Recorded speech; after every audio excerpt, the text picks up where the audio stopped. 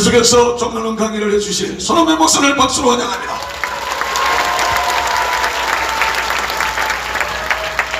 네, 할렐루야. 여러분 찬송 드렸죠? 할렐루야 할렐루야 주여 오시옵소서. 이게 성경 끝이에요. 성경 요한계시록 22장 끝에 내가 속히 오리라 하시거늘. 아멘. 주 예수여 오시옵소서. 한번 인사 한번 하죠. 주 예수여 오시옵소서. 야, 주먹 인사. 초대교회의 인사법입니다. 초대교회 성도님들 뭐라고 인사했죠? 마라나타입니다. 마라나 캄타 주여 오시옵소서 하는 주여 오시옵소서. 이 초대교회 성도님들의 인사말이에요. 인사말. 우리도 이제 예수님 다시 오실 것을 사모하면서 인사할 때 어떻게 해요? 마라나타 주여 오시옵소서. 주여 오시옵소서. 종말론, 어제 강의 종말론 들었지만은 중요한 것은 예수님 우리가 환난 통과할까? 통과하면 얼마나 통과할까? 그거 알아서 뭐 하시게요?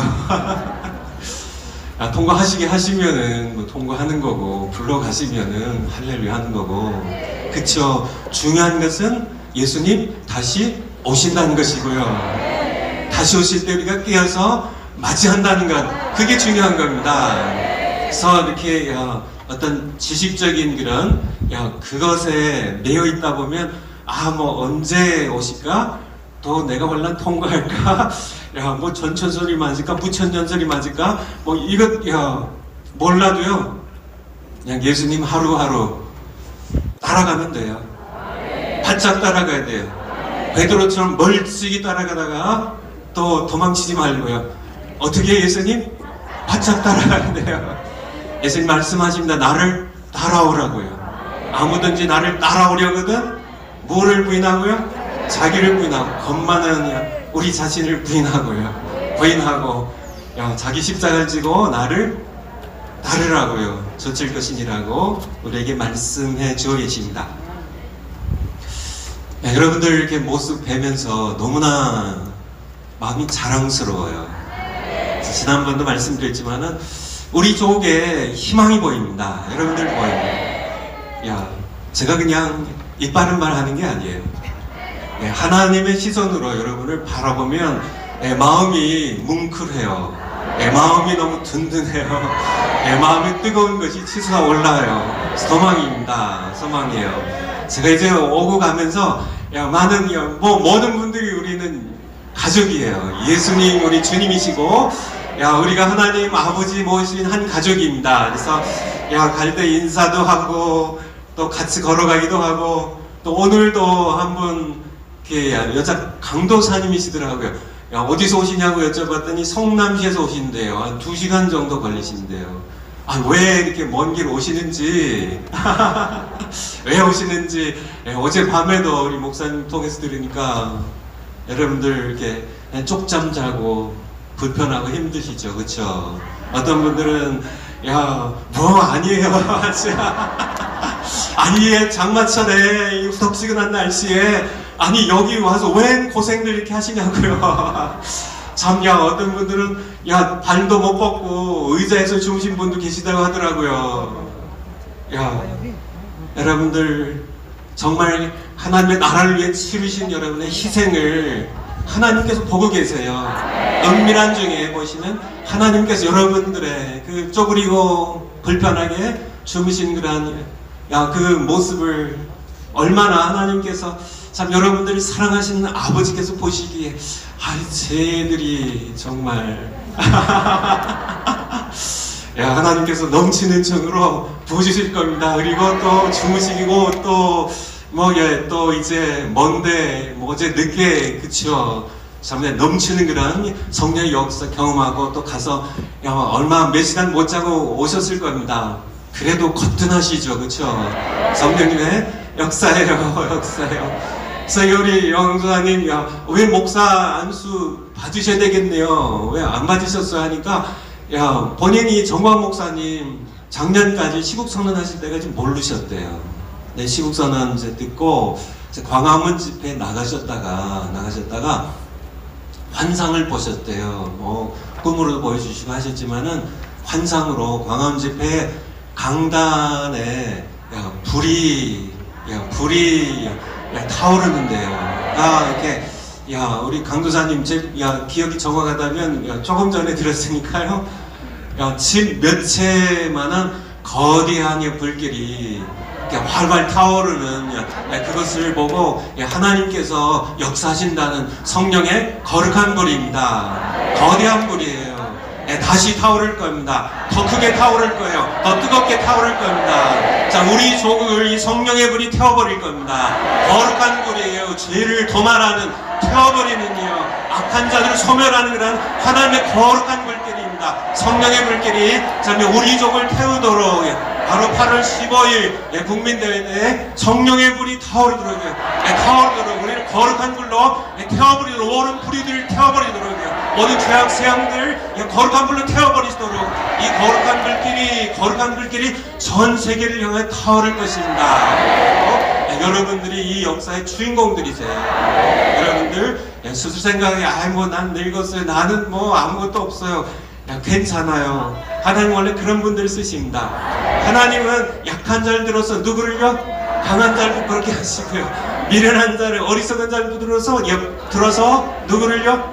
지혜로운 자들을 붙게 하신 하나님은 그렇게 하시는 분이세요. 저 같은 엉터리를 들어서 또 우리 정광 목사님께 돕게 하신가 보면은 참 하나님의 하신 일은 놀랍죠. 그쵸? 놀랍죠. 그래서 강도사님께서 여기 안에 아마 그 시간은 못 들어오실 것 같은데 어디 계신지 밖에 계신지 모르겠는데요. 안수를 우리 정광 목사님께 받고 싶으시대요. 예. 그렇게 되시기를 축원드립니다. 우리 85세 되신 우리 어머님께서도 모시고 나갔나 봐요. 광화문 집회. 거기서 성령 받으시고 얼굴이 이렇게 환해지셨대요. 그래서 성령의 역사가 뜨겁게 있었는데요.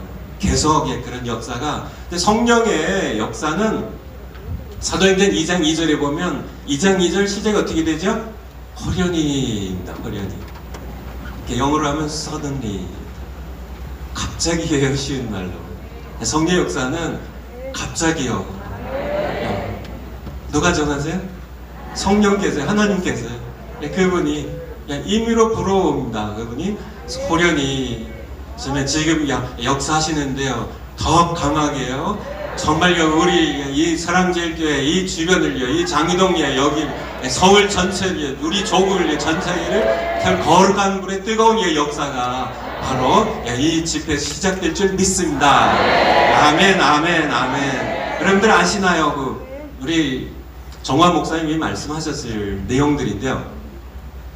성령으로 거듭난 것, 그것이 더 확실하게 느껴질까요? 아니면은 성령 세례가 확실하게 느껴질까요? 여러분 잘하시네요. 우리 전 목사님 동에서 훈련을 잘 받으셔서 성령으로 거듭나는 것, 그걸 다른 말로 두 글자로 뭐라 그래요? 중생이라고 그러죠. 거듭남, 중생. 바로 이것이 구원이에요. 구원받는 겁니다. 내가 내 죄 깨닫고 예수님 영접하고 성령을 이렇게 이제 우리에게 인으로 쳐주셔서 우리 안에 들어오시면 우리가 거듭나게 되는데, 이 구원의 역사죠. 거듭남의 역사는 요한복음 3장 8절 한번. 요한복음 3장 8절. 니고데모와 대화에서 이제 내가 이렇게 거듭나지 아니하면 하나님 나라를 들어갈 수 없다고, 볼 수 없다고. 내가 이제 나이가 많고 컸는데 우리 어머니 뱃속에 다시 들어갑니까?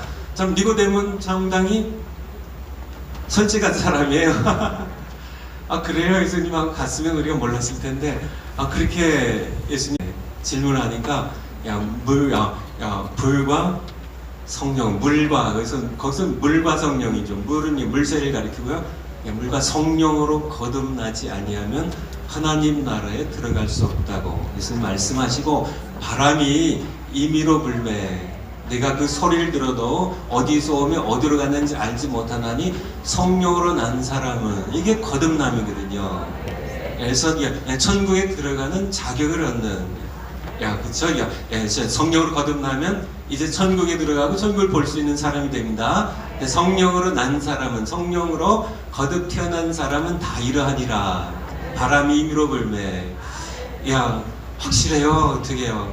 야, 잘 모르는 경우가 많아요. 물론 이제, 야, 확실히 아는 분들도 있지만은, 사람마다 하나님께서 또 다르게 역사하시니까. 근데 전체적으로 보면, 야, 거듭나는 거는 자기도 모르게 특별히 성인이 되셔가지고 예수 믿은 사람들은 대부분 자기가 거듭나는 것도 알아요. 하지만은 디모데처럼 못해, 뭐 이것도 못하고 저것도 못하는 못해 신앙인들은 야, 이 내가 언제 거듭났는지 성령이 임의로 불매 내가 그 소리를 들어도 어디로 와서 어디서 와서 어디로 가는지 알지 못하나니 성령으로 난 사람도 이렇게 성령이 바람처럼 야, 나에게 스쳐 지나가면서 나를 거듭나게 하셨는데 야, 성령으로 난 사람도 그렇게 성령으로 거듭난 사람은 야, 성령 어디로 와서 어디로 가셨는지 알 수 없는 경우가 일반적으로 대부분이에요. 그래서 야, 거듭난 중생도 더 그래서 그러니까 나는 언제 거듭났는지 잘 모르는 사람들도 구원받은 사람들이 있어요, 없어요? 예, 많이 있습니다. 많이 있어요.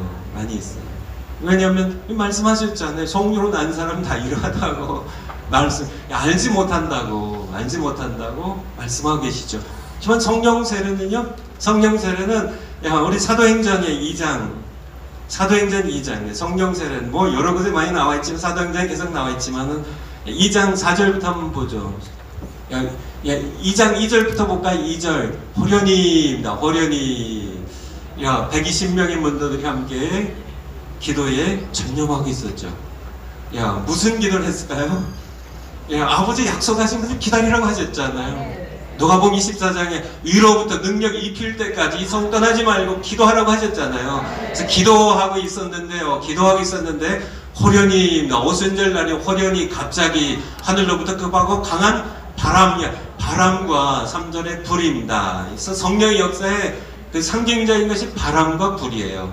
불의 혀같이 갈라진 것이 저희에게 보였습니다. 들렸고 보였어요. 각 사람에게 임하여 있더니 저희가 다 성령의 충만을 받고 성령이 말하게 하심을 따라 다른 방언으로 말하기를 시작하니라. 6절에 같이 한번 읽겠습니다. 시작. 이 소리가 나네 큰 무리가 모여 각각 자기의 방언으로 제자들이 말하는 것을 듣고 소동하여 성령 세례가 임한 교회는요 좀 시끄러워요. 시체는 조용합니다. 영적으로 죽은 교회들은 조용해요. 찬송 소리도 조용해요.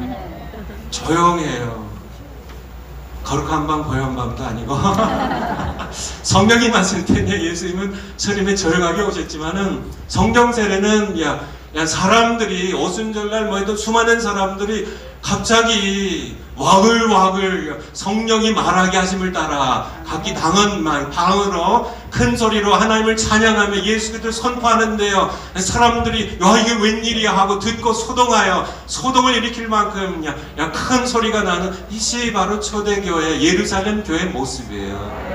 교회 성령이 임하시면 성도님들 기도가 시끄러져요. 조용하게 기도하는, 물론 조용한 기도를 제가 무시하는 건 아니에요. 그런 기도도 여러분도 하고 저도 하죠. 하지만 성령이 역사하실 때는 성령이 말을 하게 하세요. 방언을 하게 하세요. 예언을 하게 하세요. 성령이 우리로 하여금 소리를 질러 하나님을 찬양하게 하세요. 하나님이 하신 큰 일을 선포하게 하세요. 그래서 교회들 지금 조용한 교회들, 지금 이쯤에 조용한 교회들 한번 교회들 돌아보세요. 영적으로 살아있는지, 성령께서 역사하신 교회인지. 조용한 교회라면 한번 자신들의 상태를 정말 4대 교회입니다. 요한계시록 3장 1절에 있는 것처럼 내가 산 자라는 이름을 가졌지만은 실상은 죽은 자, 사실 살아있는 것처럼 행동하지만은 실상 영적으로 죽은 교회들, 조용한 교회들, 시체는 조용해요. 좀 시끄러워져야 돼요. 하지만 뭐 싸워서 시끄러워지는 그거는 또 아니고요. 그건 당연히 아니죠. 거룩한 성령의 역사로 말미암아 야, 하나님의 일을 선포하는데 시끄러져야 됩니다. 우리가 기도하는데 찬양하는데 좀 시끄러져야 해. 우리가 좀 뛰고 찬양해야 돼요. 내가 살아있어서 내 마음 가운데 북받치는 성령의 역사가 있어서 내가 어떻게 입술만 달싹달싹하고 찬송할 수가 없어서요. 찬송하며 높여드리며 이것이 바로 예루살렘 교회 초대교회의 모습이에요. 이것이 모습입니다. 그래서 성령 세례는 뭐 사도행전 중 나와 있는 것처럼 그 지역을 소동케 해요. 시끄럽게 해요. 아우 저 시끄러워서 저 시끄러워가지고 저게 정말 시끄러운 교회예요. 그렇게 싸워서 시끄러운 교회는 정말 그렇게 되면 안 되지만은 성령이 역사하심으로 말미암아 하나님의 하신 놀라운 일들을 선포하는데 우리는 시끄러워야 됩니다. 우리가 뭐에 옆에서 왜 이렇게 이해 못한 사람들은 비웃고 조롱하겠지만은 상관없어요. 내 안에 계신 성령께서 말씀하게 하는데 내 안에 계신 성령께서 크게 외치며 찬양하게 하는데 그것이 바로 초대교회의 모습이에요. 성령 받은 교회의 모습입니다. 우리가 함께 참 이제 제가 이제 정말로 이제 마무리해야 되니까 우리 성령을 받게 하는 거는 정광 목사님을 통해서 하나님 하시니까요. 저는 그냥 마중물 정도로만 여러분들이 사모하셔야 돼요. 제가 정말로 끝나면 다시 한번 또 측면에서 우리 성령론을 또 이렇게 전하고 또 성령을 받게 하는 거는 또 우리 정관 목사님 하시니까 또 그렇게 하도록 하겠습니다. 지난 어제 강의 교회가 이제 환란을 통과한다고 말씀드렸는데 물론 뭐 그 전에 데려가는 분들 그건 하나님이 하시는 겁니다. 그래서 우리가 정말 이렇게 환란을 통과해서 흰 옷을 입고 종려가지를 들고 각 나라와 각 족속들, 각 언어, 각 민족의 수많은 그런 수를 할 수 없는 수많은 그런 무리들이 함께 모여서 요한계시록 9장 7절 함께 우리가 거기가 아니네요. 7장 9절인가요?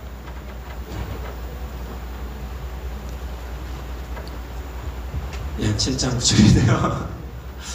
같이 한번 읽어보겠습니다. 시작. 이후에 내가 보니 각 나라와 족속과 백성과 방언에서 아무라도 능히 셀 수 없는 큰 무리가 흰옷을 입고 손에 종려가지를 들고 보좌 어린 양을 서서 이들이 누구예요? 이들이 큰 환난, 대환난 통과하여 나온 그런 예수 그리스도 어린 양께 속한 주의 백성들 교회입니다.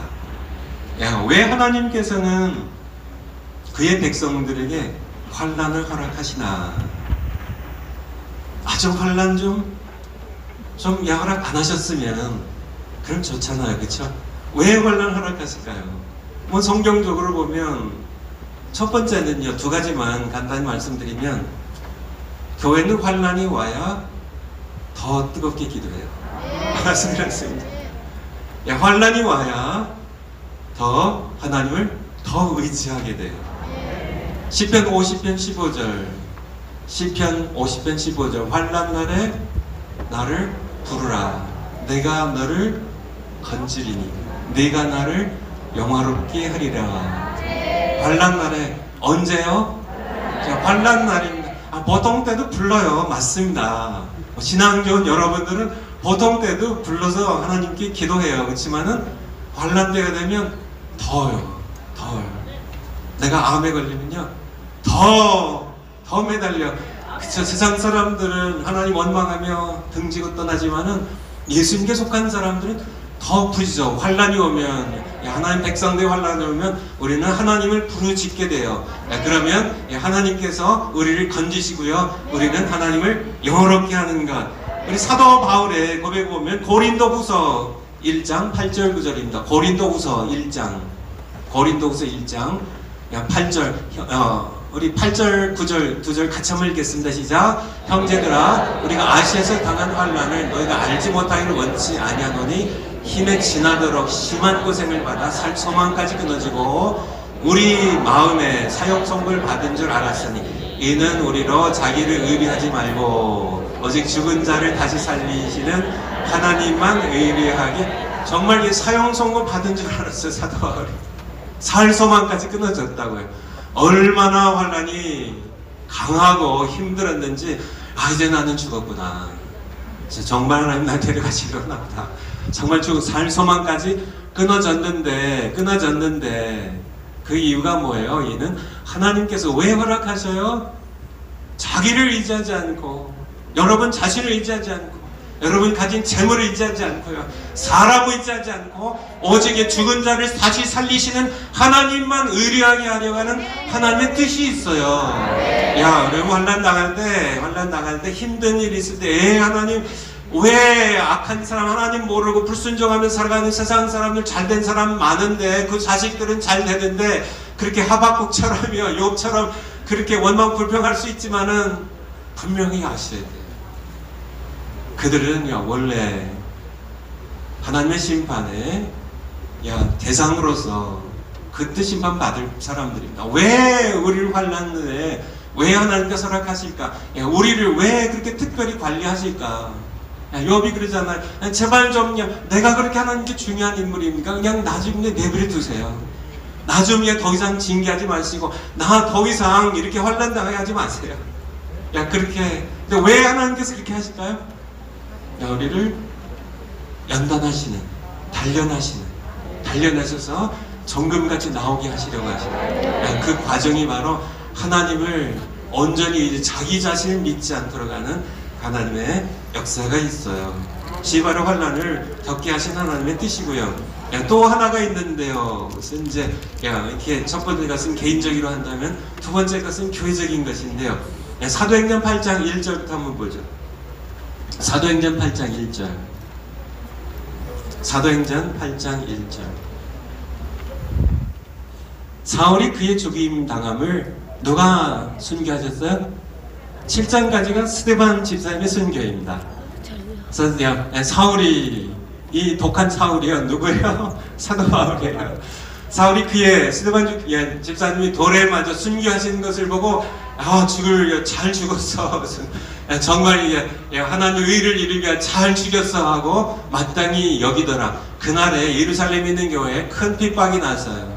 사도 외에는 다 유대와 사마리아 모든 땅으로 흩어지니라. 핍박이 났습니다. 스데반 집사님을 돌로 쳐 죽인 다음에 교회를 이제 초대 교회죠. 예루살렘 교회를 핍박하기 시작했는데요. 이제 감옥에 넣고 또 죽이기 위하여 핍박이 일어났는데 이 흩어진 사람들이 어떻게 되냐면 4절 한번 볼까요? 4절.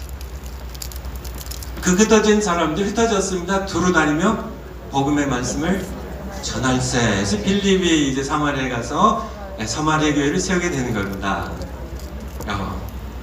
언제 흩어졌어? 핍박이 일어나니까요. 그래서 그냥 어느 날 교회도 그래요. 흩어지려고 하질 않아요.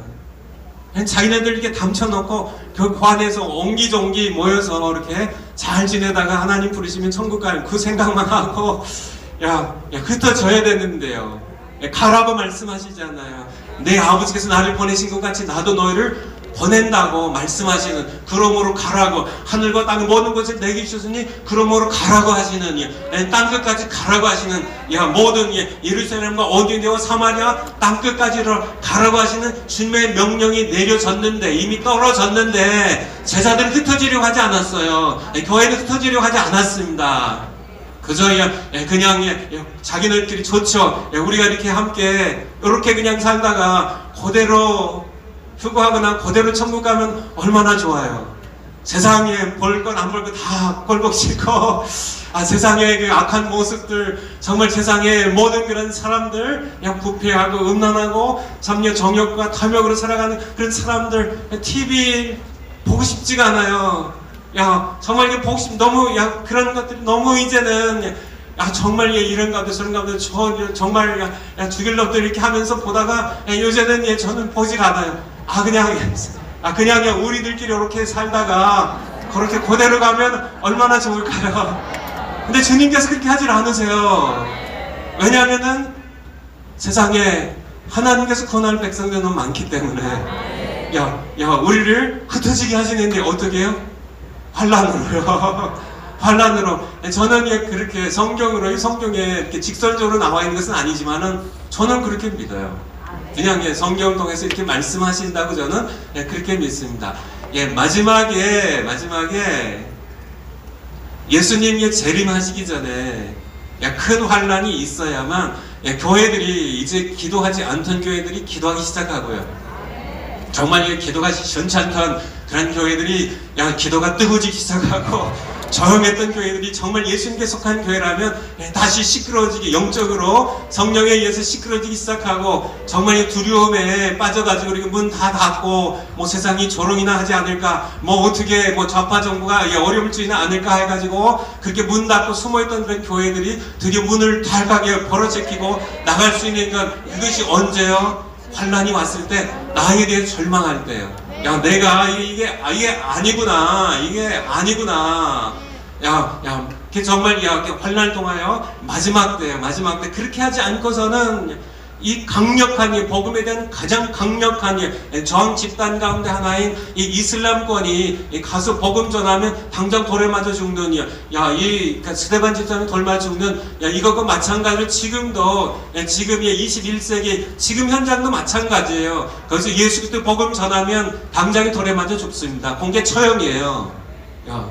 그런데 우리가 이렇게 조용한 교회, 얌전한 교회, 그냥 이렇게 자기들끼리 똘똘 뭉쳐있는 이 교회가 땅끝까지, 이 이슬람권까지요, 이물론과 인본주의에 똘똘 뭉쳐있는 이 강인한 그런 저항 집단, 이런 것들 격파하고 우리가 함께 정말 죽을 사람들, 정말 그냥 심판받아 영원히 멸망한 사람들, 사탄의 밑에 깔려있는 그런 이 사람들, 그들을 죄 사슬에서 해방시켜서 나오는데 지금 교회가 할 수 있겠냐고요? 할 수 없습니다. 이런 교회를 할 수가 없어요. 이런 교회는 영적으로 4대 교회들입니다. 라오디게 교회 같은 그렇게 차지도 않고 덥지도 않은 미지근한 이런 교회들로서는 세상을 정복할 수가 없어요. 세상을 이길 수가 없어요. 세상에 사로잡혀 있는 마귀의 권세에 사로잡혀 있는 그런 불쌍한 영혼들 구원할 수가 없다니까요. 그래서 주신 것이 환란이에요. 환란 통해서 다 잃으니까 이제 2판 4판이죠. 그쵸? 이제는 흩어지면요 그냥 복음 전하는 겁니다. 어차피 명예, 어차피 모든 그런 재물, 어차피 편안한 그런 삶, 환란이 일어났으니까. 환란이 일어나면 중국에 예를 들면 제가 중국에 우리 워치만리와 함께 같은 세대예요. 태어나신 것이 1, 2년 사이입니다. 1901년도 1901년 2년 사이에 워치만리라는 분이 태어나시고 또 한 분의 북경의 목사님이 왕밍다오 목사님이 태어나십니다. 근데 이 왕밍다오 목사님의 후계자 왕영신 영어로 우리 토마스 왕 목사님인데요. 또 박사이기도 하시고 목사님이신데 그분과 제가 산호에서 목회를 하면서 식사도 하고 또 그분이 저를 아끼셔서 또 많은 말씀들 해주셨는데 제가 식사를 하면서 2차례에 걸쳐서 그런 얘기를 제가 지금은 이제 하늘나라에 가셨어요. 하늘나라에 가셨습니다.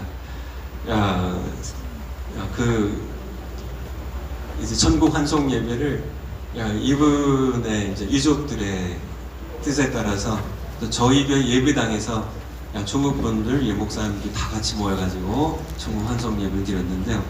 이분이 생전에 그런 얘기를 하셨습니다. 고민이 된대요. 중국의 가정교회 지금 이렇게 핍박이 1949년부터 79년까지 약 30년 동안 말할 수 없는 핍박을 받았거든요. 정말 많은 핍박을 받았습니다. 수많은 사람들이 이 문화혁명, 공산혁명과 문화혁명이 통하여 죽창이 찔려 죽고요. 목사님들 대부분이 다 순교하시거나 감옥 가셨습니다. 그래서 이분들의 증언에 의하면 중국 목사님 가운데 살아남은 분들은 감옥 가신 분들이에요. 밖에 계신 분들은 다 죽창에 찔려 죽거나 맞아 죽었어요. 그래서 그렇게 전에 수많은 성도들이 그렇게 환란이 왔을 때 중국 49년 모택동에 공산혁명부터 79년 등소평야에서 중국의 문화 개방될 때 요 30년 동안 정말 이루 말할 수 없는 핍박을 받았습니다. 성경책 다 빼앗아 불태워버리고요. 교회 부당 다 빼앗기고요. 목사님들 순교하시는 감옥 가시고 이제 신앙생활을 할 수 없을 때 건물 다 뺏기니까 그들이 모이기 시작하는 것이 바로 집이에요. 그래서 가정교회가 시작이 된 겁니다. 근데 그분들의 간증을 들어보면 일부 교인들은 교회를 떠났어요. 어떤 분들일까? 정말 예수님과 연결되지 않은 분들, 그냥 교회 덜렁덜렁 몸만 와 있던 분들은 다 떠났어요. 왜 그래요? 아니 왜 내가 예수님 때문에 왜 내가 핍박을 받아요? 내가 왜 감옥을 가요? 내가 왜 재산 다 뺏기고 왜 우리 자식들 출세길 맡기고 그럴 필요 없다는 겁니다. 그냥 다 타협하거나 해서 다 세상으로 떠났을 때만처럼. 하지만은 다른 성도님들 누구요? 예수님 없이는 살 수 없는 그런 성도님들은 그때부터 기도하기 시작했다. 이들의 간증입니다. 제가 이들의 간증을 직접 듣기도 했고요. 더 많이 갖고 있는데요. 기도 안 하던 분들 기도하기 시작합니다. 성경을 그렇게 안 읽던 분들이 성경을 읽기 시작해요. 성경인데 찾을 수가 없어요. 사방백리의 성경이 한 권이 기도하고 수소문해가지고 지하교회들끼리 연락해서 아직도 제 지하교회 성도님들이 남겼던 그 필사본들의 쪽지들이 지금도 유물로 중국 가정교회에 남아 있습니다. 그때 이게 이거 해서 요한복음 1장 쓰고 그때 기도하기 시작하고. 그래서 여러분들 놀라운 역사 일어났는데요. 그렇게 무자비하게 짓밟았거든요. 무자비 짓밟았거든요. 감옥 가고 뭐 죽이고 다 빼앗고 그렇게 했는데 이 30년 동안 그들의 간증에 하면 모택동 공산혁명 전에 우리 크리스천들이 70만 명이었대요.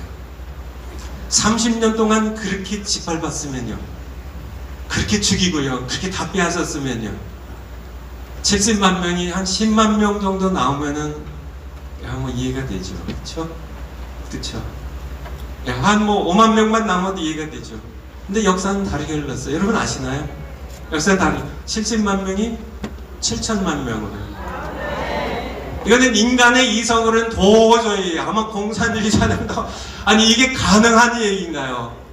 아니 사람을 죽이는데 아니 사람을 고문해가지고 감옥에 고문해가지고 거기다 죽게 되면 내보내요. 그래서 나가서 죽으라고 그렇게 하는데 어떻게 70만 명이 30년 동안 그렇게 밟고 짓밟아도요 잡초보다 더 강한 생명력으로 이것이 예수 그리스도의 생명력이에요. 예수 그리스도 머리 대신 교회의 생명력입니다. 고난을 받을수록 더 살아나는요, 더 순수해지는, 더 강력해지는, 성령의 역사 더 강해지는 그런 것이 바로 교회의 생명력이에요.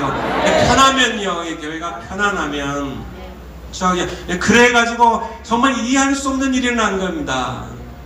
그래서 어떻게 70만 명이 물론 7천만 명이라는 것이 그것이 가정교회 그분들의 이제 이렇게 서로 연락한 걸 통하여 거기에는 얼마나 있냐, 어느 성에는 이렇게 취업한 것이지만은 정확한 숫자 하나님만 아세요. 어쨌든 그 부근에 있는 그런 숫자입니다. 어떻게 이런 일이 일어날 수 있을까? 고난이에요, 고난. 중국 교회는 강한 교회입니다. 고난받은 교회니까 환란이 가져오는 거예요. 환란이 여러분들이 지금 이게 이제 수련회 집회하면서 당하는 이 고난이 가져오는 이것이 놀라운 은총의 고난을 받아야 돼요. 고난이. 그래서 우리 이렇게 왕영신 목사님 저에게 걱정하는 것이 그리고 79년 이후로 서서히 핍박이 줄어들었거든요. 그래가지고 우리 한국의 성교사님들 많이 가시고 또 교회들이 드디어 이 가정교회들이 드디어 밖으로 이렇게 나오기 시작했고요. 또 건물에 관심을 갖기 시작했고요. 근데 이 왕영신 토마스 왕 목사님의 걱정이 고난이 이렇게 끝나면 중국의 가정교회가 약해진다. 어떻게 기도해야 될지 모르겠대요. 앞으로 한 10년 동안 고난이 좀 더 왔으면 좋겠습니다 하고 하나님께 기도하기도 그렇고 고난이 왔으면 좋겠는데 어떻게 기도해야 될지 모르겠다. 아니 이분의 가슴 맺힌 그런 기도 제목이에요. 저에게까지 그래서 한 번도 아니고 얘기하시다가 또 다음에 만난 또 그 얘기를 또 걱정이 어떻게 기도해야 될지 모르겠대요. 어떻게 될지 모르겠대요. 여러분들 교회는 항상 편안할 때요. 그래서 서부교회 그렇습니다. 국민 개인 소득들이 $10,000가 올라가고 20,000달러, 30,000달러가 되면 그런 나라마다 전부 교회가 해해집니다. 우리 한국에도 마찬가지예요. 신명기 8장이 12절 한번 볼까요? 신명기 8장 12절. 신명기 8장 12절. 네가 먹어서 배불리고 아름다운 집을 짓고 거하게 되며 또 내 우양이 번성하고 은금이 증식되고 소유가 풍부하게 될 때 두렵건대 14절 같이 읽겠습니다. 시작. 두렵건대 내 마음이 교만하여 내 하나님 여호와를 잃어버릴까 하노라. 여호와는 너를 우리를 구원하신 애굽 세상에서 우리를 구원하신 그분 우리가 잘 한국 마찬가지로 한국 교회가 정말 숫자는 지금보다 훨씬 작았지만은 뜨거웠던 기도가 뜨거웠던 참 성령의 역사가 강했던 그런 시절은 가난했던 시절이에요. 자, 환란이 있었던 때입니다. 전쟁이 있었고 일제 압박이 있었던 그런 시대에 지금 이 편안한 교회들이 점점 더 이렇게 편안해지는 그런 서점리 교회는 핍박해준 그런 세력이 고마운 겁니다. 그래서 지금 제가 작년 10월에도 중국을 이제 다녀왔는데요. 지금 시진핑이 이제 두 번째 임기를 하면서 교회를 더 강하게 핍박하고 있어요. 그래서 이것을 제가 하나님께 감사해야 될지. 근데 거기 가정교회 지도자들을 만나면 그 심각한 문제입니다. 심각한 문제예요. 정말 모택동의 시진핑의 조상아 앞에서 정말 경배를 해야 되는지 무릎을 꿇어야 되는지 아니면 예수님께 무릎 꿇고 로마 황제에게 무릎 꿇지 못해서 정말 십자가에 못 박혀 죽고 불태워 죽임을 당했던 초대의 성도처럼 그렇게 순교로 함께 나가야 되는지. 그렇지만은 거기에서 알고 갈라진 겁니다. 거기서 나는 예수님 때문에 내가 이런 희생을 대가를 치를 필요가 없습니다 하는 사람들은 나간 속하지 아니한 분들입니다. 그렇지만은 예수님께 속한 그런 정말 예수님 없이는 살 수 없는 그런 분들은 예수님께 속한 분들은 할 수 없어요. 이제 기도하게 되고요. 기도하게 되는 겁니다. 그리고 복음을 전하게 되는 땅 끝까지요. 예수님 다시 오시기를 예비하게 되는. 여러분들 주기도문에 일용할 양식 주시옵고, 일용할 양식입니다. 일용할 그냥 하루치 양식 주시옵고, 근데 냉장고에 여러분들 먹을 거 그냥 꽉꽉 재워놓고 뭐 먹을 거 뭐 빵도 있고 떡도 있고 밥도 있고 생선도 있고 양채도 있고 꽉꽉 재워놓고 정말 일용할 양식을 주옵시고 하는 기도가 잘 나와요 입에서. 그렇게 하고요. 냉장고 다 비었는데 애들은 울지 배고프다고 정말 그렇게 해야 정말 일용할 양식 주옵시고 하는 정말 우리의 신앙생활이 환란을 통과할 때 우리는 뜨거워지게 되고요. 거기서 알고 갈아지는 그분이 되게 되고요. 거기서 기도하지 않던 교회가 기도하기 시작합니다. 성령을 사모하게 돼요. 세상을 정복하는 복음으로 세상을 정복하는 그런 교회로 그렇게 훈련되어 나오는 이것을 위해서 환란을 허락하세요. 환란 두려워하지 마세요. 예수님 말씀하셨죠. 요한복음에 너희가 세상에서 환란을 당하나 담대하라. 내가 세상을 이겼노라. 아멘 할렐루야. 예수님 이기셨습니다. 이기셨어요. 이미 전쟁은 이기셨어요. 우리는 이제 마무리하면 되는 겁니다. 마무리에 참여하는. 그래서 왜 그냥 끝장 안 내실까요? 우리로 하여금 그 이김에 동참하게 하기 위해서요. 우리는 이길 겁니다. 그래서 환란에 대하여 제가 이제 정말로 이렇게 하면서요. 오늘날 현대인들이 복음을 받지 아니하는 현대인들에게 복음이 이렇게 잘 이렇게 들어가지 아니하는 거대한 장벽이 하나 있는 것을 이렇게 발견하게 됩니다. 이 현대인들, 특별히 과거보다 지금 더 사람들이 복음에 대한 거부 반응이 커요. 그 장애물이 뭘까? 그 장애물이 뭘까? 이것은 한 문장으로 얘기하면 보이는 세계가 전부인 줄 아는 착각이에요. 굉장히 심각한 문제입니다. 그래서 보이는 세계가 근데 보이지 않는 영의 세계가 있음을 오늘날 세상 사람들 말할 것도 없고요. 심지어는 신자들도 잘 몰라요. 그래서 신자들이 왜 신앙생활을 그렇게 미지근하게 할까?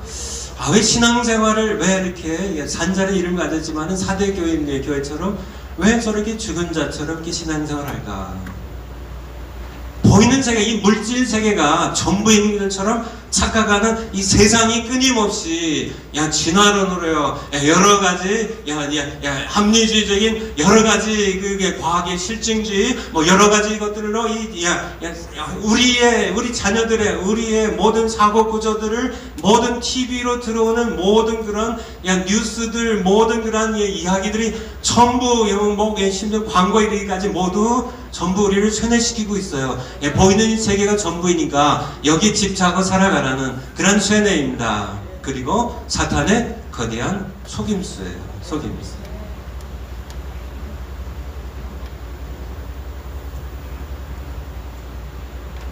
이것을 우리가 살아가는 세계입니다. 그래서 현실 세계입니다. 이 세계는 하나님께서 피조하신 피조 세계입니다. 그리고 눈에 보이는 가시 세계이고요. 가시 세계. 물질 세계고 가시적인 세계입니다.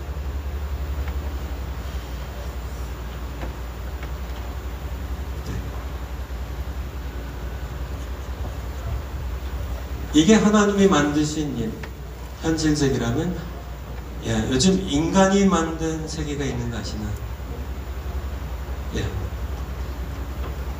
사이버 월드라고요.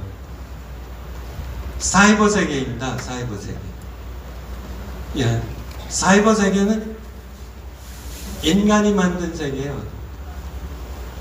이거는요, 하나님이 만든 세계입니다. 하나님이 만든 세계. 인간이 만든 세계입니다. 인간이 사이버 세계. 이 사이버 세계가 가상 세계라고 하는데요.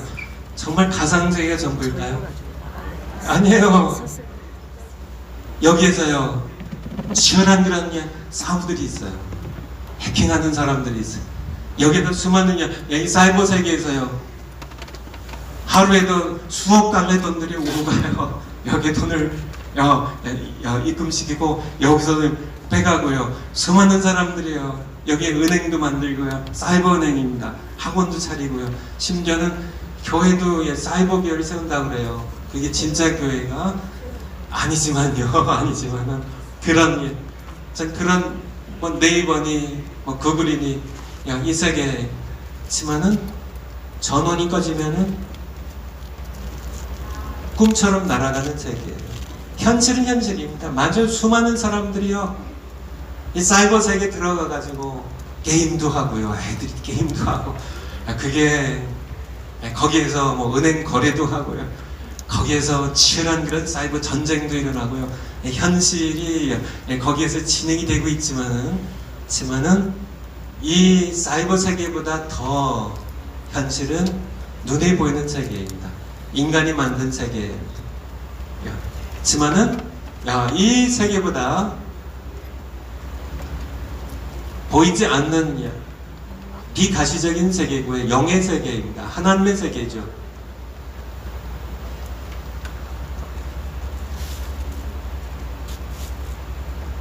수많은 사람들이 이게 전부인 것처럼 착각하는 여기에 거대한 장벽이 있다는 거예요. 영의 세계에 대하여 지만은 이 세계는 피조 세계는 잠깐이에요. 이 세계에 비교하면 우리 고린도후서 4장 16절 18절. 고린도후서 4장. 고린도후서 4장. 그러므로 우리가 낙심하지 아니하노니 겉사람은 우리 몸입니다. 몸 부패하나 우리의 속은 우리 속사람은 영혼이의 날로 새롭도다. 우리의 잠시 받는 환난에 경한 것이 즉히 그거 영원한 영광에 중한 것을 우리에게 이르게 함이니. 18절 같이 읽겠습니다. 시작. 우리가 돌아본 것은 보이는 것이 아니요 보이지 않는 것이니 보이는 것은 잠깐이요 보이지 않는 것은 영원함이니라. 보이는 세계는 잠깐입니다. 우리는 이게 영원한 것 같고 이게 전부인 것 같지만은 이것은 이 세계 비교하면 이것은 잠깐이에요. 이것은 잠깐입니다. 우리 사람이라는 존재는 하나님께서요 창세기 2장에 보면 겉사람은요 현실 세계에 속해 있는 존재예요. 흙으로 지으셨습니다. 피조된 흙으로. 겉사람은요 속사람은요 우리의 속은요 영원한 영의 세계에 속한 그래서 인간은 참 하나님께서 묘한 신비한 존재로 지으셨어요. 우리의 몸은 현실 세계에 속해 있는 그치만은 우리가 죄로 말미암아 영의 세계에서 차단된 이유로 사실은 하나님께서 우리를 영혼을 사모하는 마음을 주셨는데요. 오늘날 현대인들은 이것에 대한 거대한 속임수에 사탄이 빠져 있어요. 사탄 속임수에. 그래서 이 물질주의 문명이 끊임없이 눈에 보이는 것만 진짜라고 이 세계만 진짜라고 그렇게 끊임없이 그치만은 한 50년 전만 해도 우리는 다 연세지분 다 아시죠? 우리는 전부 귀신 얘기하면서 다뤘어요. 뭐 물귀신, 뭐 걸신이야, 거지귀신, 뭐 몽당귀신, 무슨 뭐 조상귀신, 뭐 죽은 억울하게 죽은 그런 처녀귀신, 뭐 여러 가지 얘기들 좀 많이 하셨는데, 귀신들, 근데 소리 영의 세계 50년 전에 사람들보다 지금 현대인들이 훨씬 더 영의 세계에서 멍청해요. 영의 세계에 대해서는. 영의 세계에서. 정말 이 세계보다 훨씬 더라는 표현을 쓴 게 맞는지 모르겠지만은 더 현실인 이 세계도 사실은 꿈처럼 지나갑니다. 아시나요? 우리 시편 90편 3절 5절 시편 90편 3절 주께서 사람을 티끌로 돌아가게 하시고 우리가 몸이 티끌로 흙으로 지어진 것이기 때문에 말씀하시기를 너희 인생들은 돌아가라 하셨사오니 주의 목전의 천년이 지나가는 어제 같으며 밤의 한 경점 같을 뿐이니이다. 우리 5절 같이 읽겠습니다. 시작. 주께서 저희를 홍수처럼 쓸어가시나이다. 저희는 잠깐 자는 것 같으며 아침에 돋는 풀 같으니이다.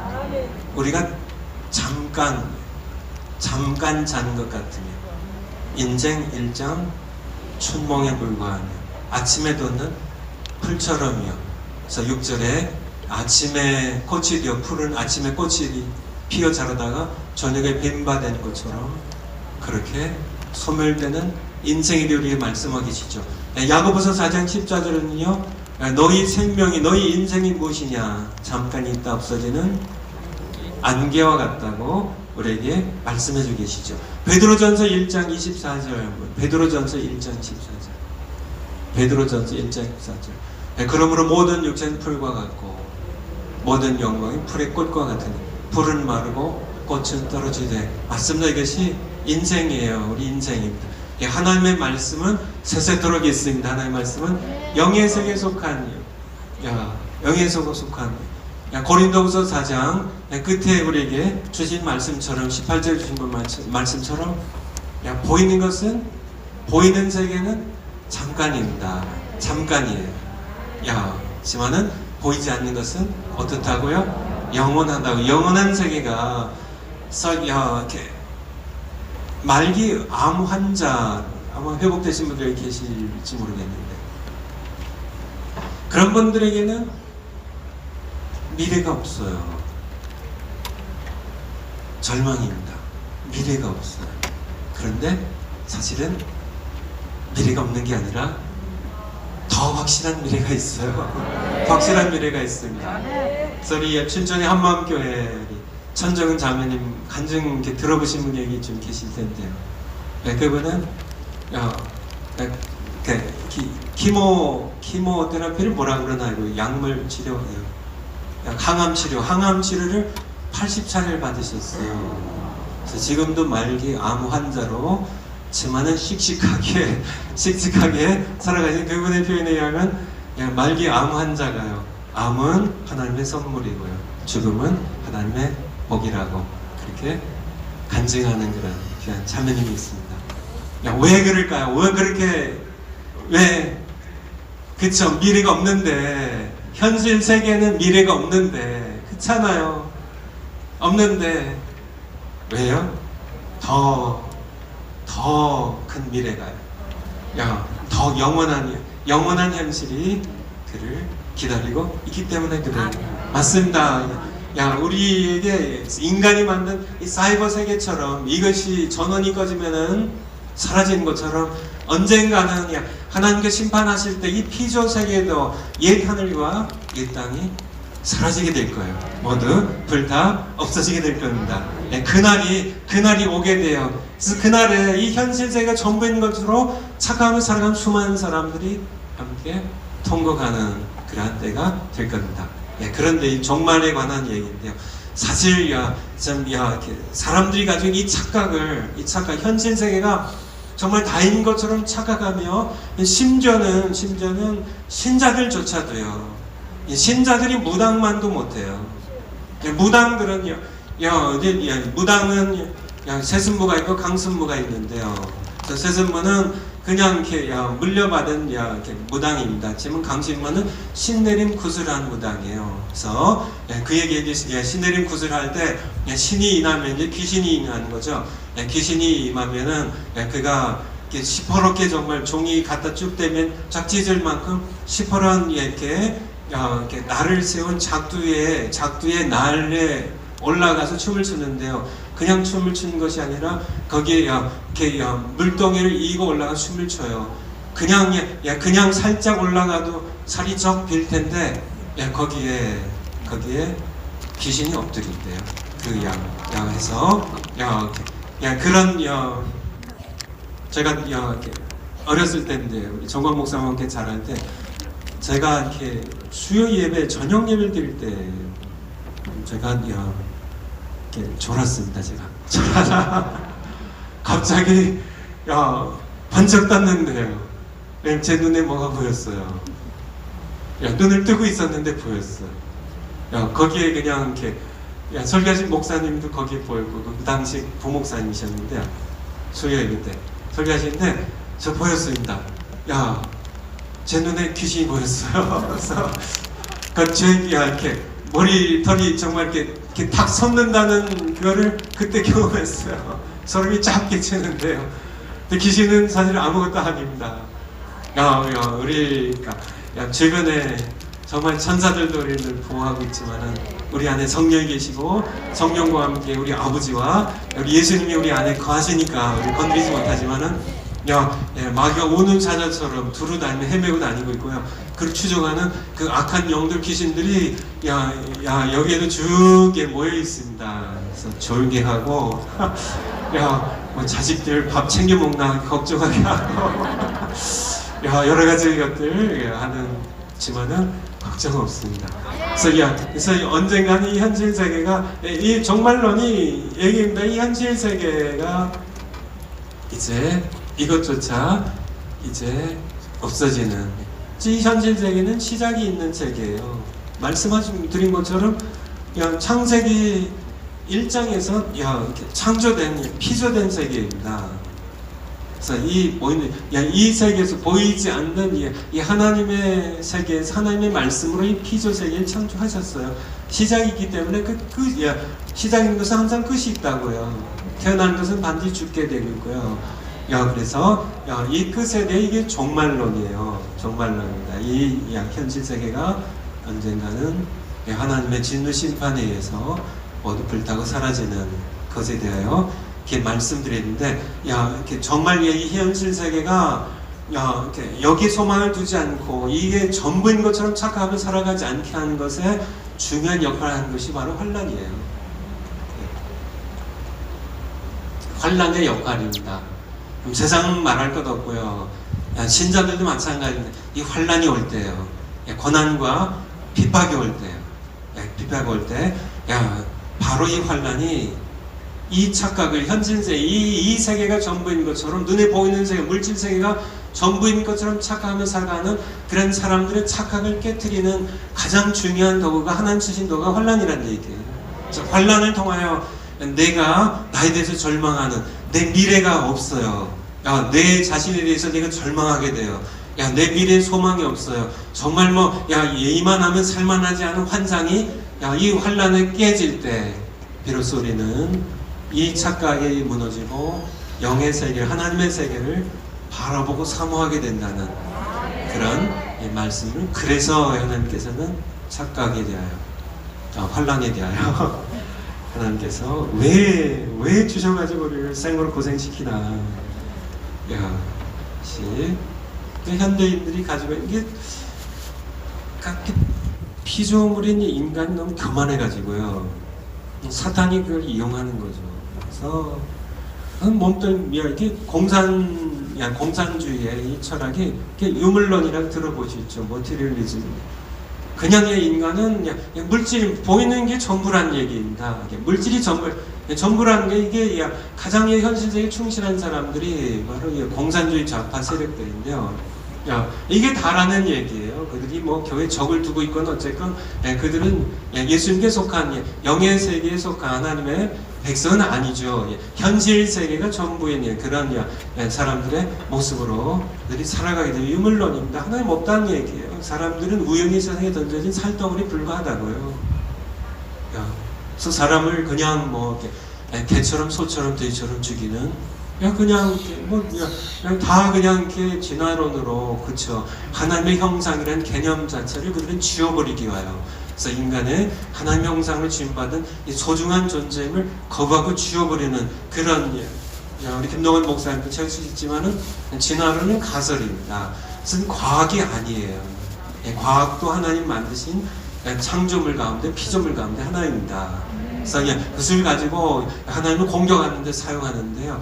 아닙니다. 그건 입증된 적이 없어요. 솔직한 그런 진화론자, 그러니까 과학자들은요, 솔직한 과학자들은 예수님 믿든지요, 예수님 믿지 않더라도 진화론이 가짜라는 것을, 입증되지 않은 가설이라는 것을 인정합니다. 하지만은 그렇지 않은 그런 사람들, 솔직하지 않은 사람들은 끊임없이, 왜냐하면 다른 하나님을 거부해야 되는데 다른 수단이 없으니까, 다른 길이 없으니까 끊임없이 그렇게 나가는 그들의 모습을 우리는 볼 수 있습니다.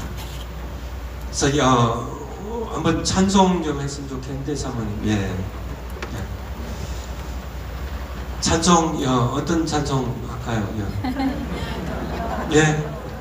제가 좋아하는 찬송과 여러분 좋아하는 찬송이 잘 맞지 않아서.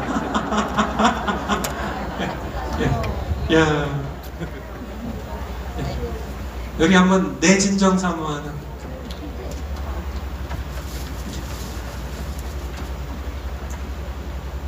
내 진정 사모하는 친구가 되신 구주의 예수님은 아름다워.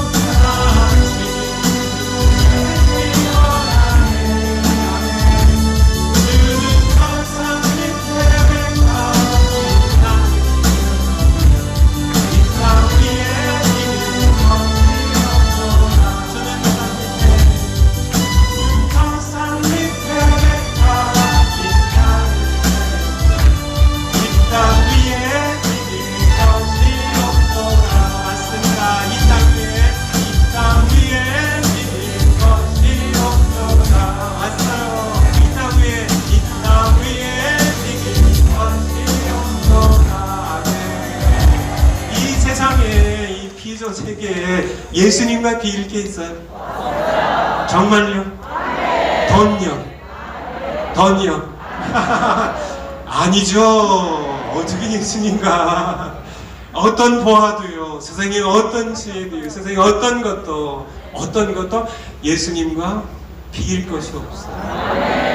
그분이 우리의 주님이시고 우리의 친구가 되어주신 우리의 형이 되어주신 그쵸 맏아들이 되게 하심이라고 우리에게 말씀해 주게 해서 그래서 이제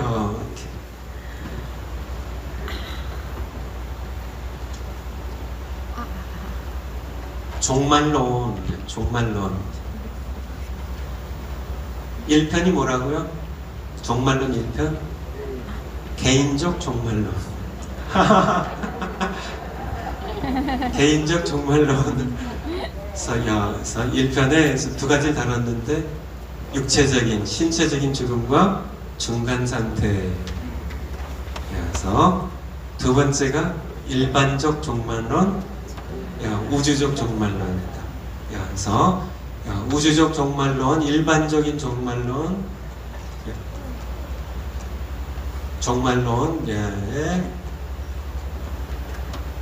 첫 번째 우리가 다룬 것이 예수님의 재림이에요. 재림. 두 번째가 우리가 지난 시간에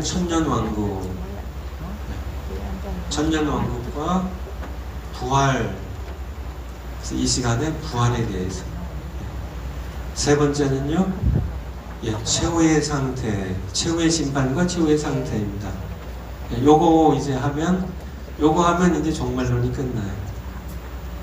그리고 이 책도 이제 끝나게 됩니다. 그래서 얼마 남지 않았어요. 부활에 대하여 부활에. 그래서 여기서의 부활은 예수님의 부활이 아니고 우리의 부활을 가르치는 거예요. 우리의 부활. 여러분 부활하신 거 믿으세요? 믿으세요 정말? 그쵸? 그래서 부활에 대한 증거에 대하여 우리가 첫 번째 이사야서 26장 19절 우리 교재는 371면입니다. 이사야서 26장 19절 같이 한번 읽겠습니다. 시작. 주의 죽은 자들이 살아나고 우리의 시체들은 일어나리이다. 티끌에 거하는 자리라 너는 깨어 노래하라. 주의 이슬 빛난 이슬이 땅이 죽은 자를 뉘어놓으리. 부활에 대한 구약 성경의 예언이에요. 주의 죽은 자들 살아납니다. 죽은 자들, 땅이 죽은 자들 되어놓으리라. 구약 성경에도 다니엘서 12장 2절 다니엘서 12장 2절 같이 한번 읽겠습니다. 시작. 땅이 티끌 가운데 자는 자 중에 많이 깨어 영생을 얻을 자도 있겠고 수치를 받아 오니 부끄러움을 입을 자도 있을 것이며. 그러니까 악인들도 부활해요. 아시죠? 그래서 깨어서 이제 부활해서 영생을 얻을 생명의 부활로 이렇게 부활하는 사람들이 있고요. 죄 가운데 살다가 하나님 없이 예수님 밖에 살다가 심판의 부활을 하신 그런 할 사람들도 함께 있습니다. 성경의 증거예요. 성경의 증거. 두 번째 우리가 마태복음 22장 23절부터 한번 볼까요? 마태복음 22장 23절. 부활이 없다는 바리새인들은 부활을 믿었는데 사두개인들은 부활을 믿지 않았어요. 그날 예수께 와서 물어 가로되 선생님이요 모세가 일렀을 이 내용 아시죠? 사람이 자식이 없이 죽으면 그 동생이 이제 그 형의 후손을 이제 대를 잇게 하기 위하여 그 기업을 물려받게 하기 위하여 동생 그 아내에게 장가들어 형을 위하여 후사를 세울지니이다 하였나이다. 칠형제가 있는데 마지가 장가들고 후사 없이 죽고 이제 차례로 동생들이 7형제가 다 한 아내와 결혼해가지고 했는데 후사 없이 죽었습니다. 최후의 교회에서 죽었습니다. 이것이 이제 예수님께 부활이 없다는 걸 감히 예수님께 이제 공격하기 위하여 이제 예수님이 이제 부활이 없다는 것을 이제 예수님께 이렇게 공격하기 위하여 이렇게 했을 때 28절에 그 얘기입니다. 이제 저희가 다 그를 취하였으니 부활 때에 우리 지금 이제 부활 때 이제 마지막 우주적인 종말 이 부활 때에 일곱 중에 그 여자는 누구의 아내가 되리까? 예수님께서 너희가 성경도 오해했고 하나님의 능력도 오해했다고요. 30절 부활 때는 장가도 아니고 시집도 아니가고 하늘에 있는 천사와 같으니라. 죽은 자의 부활을 노할지인데 하나님이 너에게 말씀하신 바 22장 32절입니다.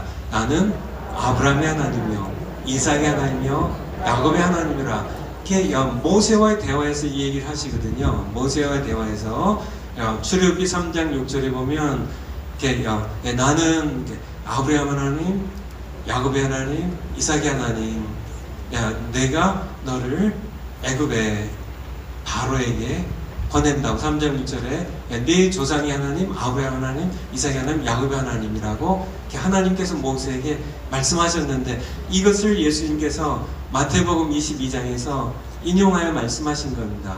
하나님께서 내가 아브라함의 하나님이고 이삭의 하나님이고 야곱의 하나님이라고 하신 그 말씀을 출애굽기에서 너희가 읽어보지 아니하였냐고.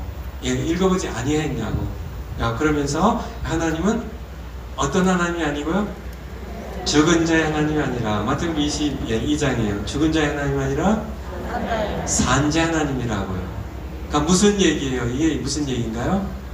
그러니까 아브라함과 이삭과 야곱은 죽어 있는 것이 아니라 살아 있다는 얘기입니다. 살아 있어요. 그러니까 사두개인의 입장에서는 아브라함도 죽고 이삭도 죽고 야곱도 죽어서 무덤에 묻혀서 흙으로 돌아가고 끝이라는. 그러니까 무슨 부활이 있겠냐, 무슨 개꿀 부활이 있겠냐. 그래서 예수님의 감히 그렇게 예수님을 향하여 부활을 거부하면서 예수님이 답변 못 하실 줄 알고 그렇게 했을 때 예수님께 인용하신 말씀 그 말씀이에요. 아브라함과 이삭과 야곱은 지금 죽어 있지 않고 살아 있어요. 하나님은 죽은 자 하나님 아니라 살아있는 하나님이라고요. 그래서 마태복음 8장 11절. 마태복음 8장 11절. 또 너에게 이르노니 동서로부터 많은 사람이 이르러 아브라함과 이삭과 야곱과 함께 천국에 앉으려니와. 무슨 말씀이에요? 살아있어요? 살아없어요? 죽은 자 하나님이에요? 산 자 하나님이에요? 아브라함도 살아있고 이삭도 살아있고 야곱도 살아있다고요. 그래서 부활을 믿지 못해서 보이는 세계가 아까인 것처럼 보이는 이 가시적인 피부의 전부인 착각하며 살아갔던 이 사두 개인들에게 정말 우리의 신앙을, 하나님 믿는 예수 믿는 신앙을 단지 종교 차원으로 끌어내리는, 인간이 만든 종교 차원으로 끌어내리려고 하는 사두 개인들이 부활에 대하여 이것은 없습니다. 말이 되지 않습니다. 그래서 그들이 끄집어낸 게 일곱 형제 얘기입니다. 모세 이렇게 얘기했는데 이게 모순되지 않습니까? 예수님 말씀하신 겁니다. 너희가 성경도 하나님의 능력도 몰라서 너희가 오해했다고. 너희 착각에 불과한 것이라고. 착각에 불과한 것이라고.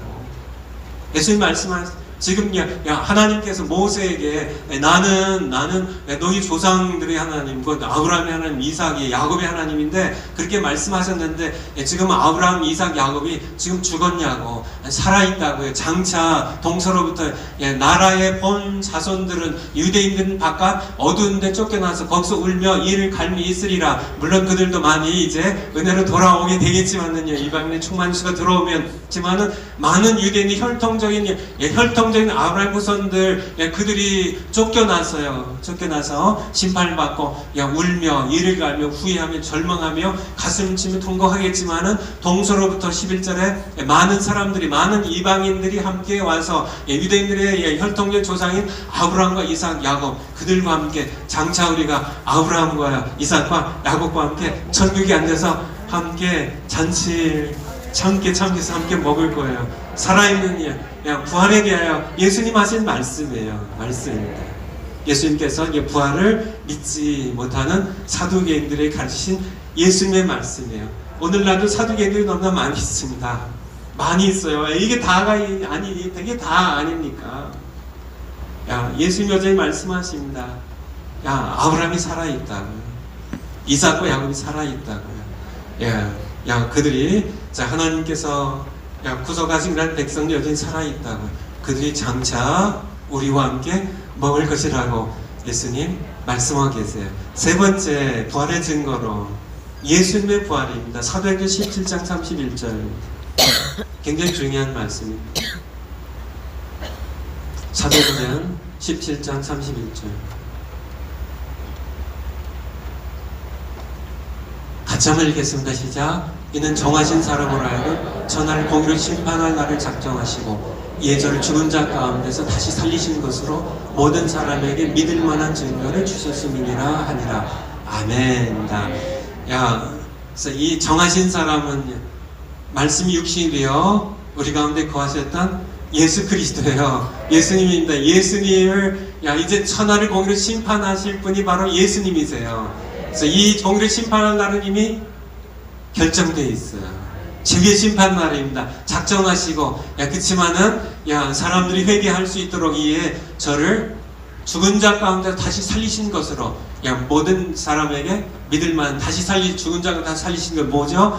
부활로 죽은 자 가운데 세상에 수많은 사람들, 지구상에 살아가던 수많은 사람, 영웅 호걸들, 그냥 천민들, 노예들, 뛰어난 사람들, 부족한 사람들, 모든 사람, 흑인, 백인, 황인, 상관없이 모든 사람 전부 죽었다고요. 전부 죽었습니다. 전부요. 종교 창시자들도 마음에도 죽었고요. 공자도 죽었고, 속전도 죽었고요. 다 죽었어요. 다 죽었어요. 전부 죽었습니다. 전부 죽었어요. 죽었습니다. 예수님과 함께 못 박혔던 그런 강도들도 죽었어요. 영혼은 낙원에 가서 있지만은 몸은 썩었어요. 다 묻혔습니다. 다 죽은 자 가운데 그렇게 묻혔어요. 이제 딱 한 사람을 살리셨어요. 이게 믿을 만한 증거입니다. 역사적으로 하나님께서 역사적으로 이루신 겁니다. 바로 그분이 하나님의 아들 예수 그리스도 우리 구원자 기름 부음 받은 메시아임을 믿을 만한 증거입니다. 핑계할 수 없는 믿을 만한 증거를 역사적 현실로 역사 한복판에서요 수많은 사람들이 증인으로 남아있는 증인들이 남아있어요. 증인들이 11 제자와 또 마태가 또 속했으니까 12명의 사도들과 그리고 500의 형제들 나중에 만삭께 태어나지 못한 자 같은 사도 바울도 부르셔가지고요 부활의 증인으로 삼으셨습니다. 고린도서 15장에 이제 부활장인데요 태반이나 살아있다고요. 한번 믿어지지 않으면 가서 증인들 만나보라고요. 그래서 사도행전은 부활하신 예수 그리스도의 증인들의 고백이에요. 그들의 외침입니다. 그들의 세상을 향한 부르짖음이에요. 그래서 예수님이 부활하셨어요. 이것이 바로 우리도 부활한다는 그러한 증거입니다. 왜냐하면 예수님이 첫 열매이시기 때문에. 고린도전서 15장 고린도전서 15장 12절 그리스도께서 죽은 자 가운데 다시 살아나신다 전파되었거늘 너희 중에 어떤 이들은 어찌 죽은 자 가운데서 부활이 없다 하느냐. 만일 죽은 자의 부활이 없으면 우리가 부활하지 못한다면 하나님께서 예수님도 다시 살리지 아니하셨을 거란 얘기예요. 그런 논리입니다. 부활에 대하여 믿지 못한 그런 사람들 향하여 부활이 없다고 예수님이 부활하셨으니까 너희도 부활한다는 우리도 부활한다는 그런 말씀이에요. 15장의 같은 장 19절 만일 그리스도 안에서 우리의 바라는 것이 다만 이 생뿐이면 이 보이는 세계가 전부라면 우리는 어떤 사람이에요? 우리가 불쌍해요. 여기 와서 왜 고생들 하시냐고요. 편하게 정말 집에서 안방에서 다 쭉 벗고 TV 보면서 맛있는 거 먹고 정말 손자 손녀 보면서 얼마든지 왜 이렇게 귀한 청년들이 왜 여기에 와 있냐고요. 왜 있냐고요? 이 세상이 전부이면 우리는 가장 불쌍한 자들이에요. 예. 우리 불쌍한 자들입니다. 지만은 이 보이는 세계보다 더 현실한 단어가 있는지 모르겠지만은, 야, 이거는 잠깐이니까, 사실은 잠깐인데 긴 것 같지만, 인류의 역사가 뭐 아무리 긴 것 같지만은 그래도 시작과 끝이 있는 잠깐 있다 없어지는요. 없어지는 이 보이는 세계에 살아가는 우리 보이는 세계에 속한 이 몸뚱이는 풀과 같은 잠시 있다 벤바디어서 아궁에 던져진 풀과 같은 그런 존재예요. 잠깐 있다 없어진 안개 같은 존재. 그렇지만 세상 끊임없이 이게 전부라고, 이것을 위해 살아가라고요. 이게 거대한 마귀의 속임수고요. 이 세상이 끊임없이, 이 세속된 세상이 우리 자녀들로 하여금 이게 전부야.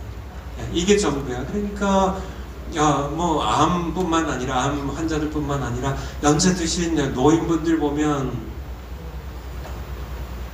다들 이제 무슨 뭐 인생에 낙이 없다, 뭐 세상이 이제 다 살았다고, 내가 이제 무슨 미래가 있어요.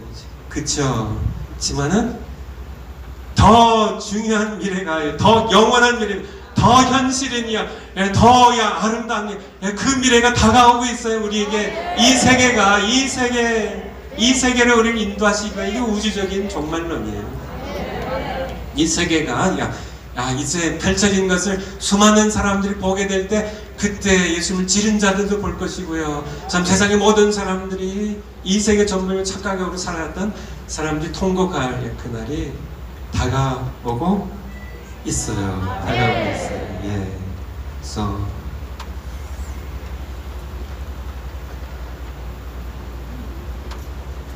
예. 20절, 15장 20절. 그러나 이제 그리스도께서 죽은 자 가운데서 다시 살아나 잠자는 자들의, 죽은 자들의 첫 열매가 되셨도다. 무슨 얘기인가? 첫 열매라는 말씀이 뭐예요? 첫 열매가 부활. 우리도 예수님이 첫 열매가 되셨으니까 우리도 부활할 것에 대하여 우리에게 말씀해주고 계십니다. 말씀해주고 계십니다. 그래서 이따 조금 더 다시 보겠지만은, 네 번째가 씨앗에 관한 건데요. 씨앗에. 제가 오후 시간에는 좀 씨앗을 좀 보여드릴게요. 그래서 다시 한번 설명을 좀 드리도록 하겠습니다. 고린도전서 15장 35절부터 38절. 아니면 목사님 누가 한번 가셔서 제 가방 좀 갖다 주시겠어요? 목사님 죄송합니다. 제가 감이 있으니라 제가 가면 좋겠는데. 제가 이렇게 목사님 심부름 시킬 만한 사람이 아닙니다. 씨앗, 우리 고린도전서 15장 35절. 너가 묻기를 죽은 자들이 어떻게 다시 살며 부활에 관한 겁니다. 어떠한 몸으로 오느냐 하리니, 어리석은 자의 너희가 뿌리는 것이 씨가 아니냐.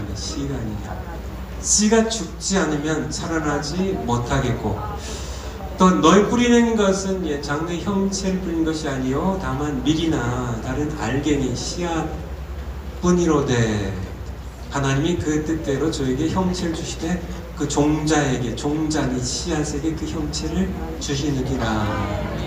그래서 이 씨앗에 대한 말씀입니다. 42절입니다. 15장 42절.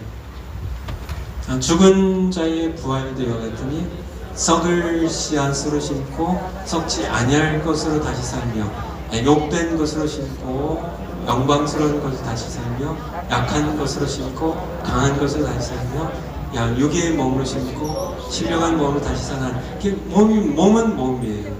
그거에 대해서도 또 얘기가 이제 되겠지만은, 씨앗이 여러분들 이제 가방에 오늘은 좀 미리 뭐 광고를 해서 목사님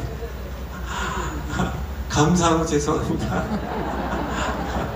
감히 제가 하나님의 정을 심부름 시키다니. 하나님이 이해하시겠어요. 이게 사실 이게 제가 이렇게 여러분들에게 보여드리려고 이렇게 준비한 거예요. 이거 준비한 게 한 2, 3주 걸린 것 같아요. 준비하는 게. 씨앗이.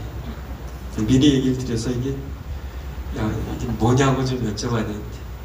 여기에 씨앗이 제가 이렇게 세보진 않았지만은 10매가지 씨앗이 있어요.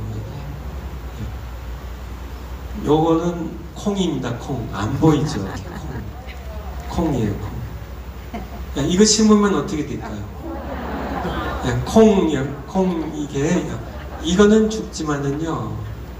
이것은 죽지만은 여기에 뭐가 있어요?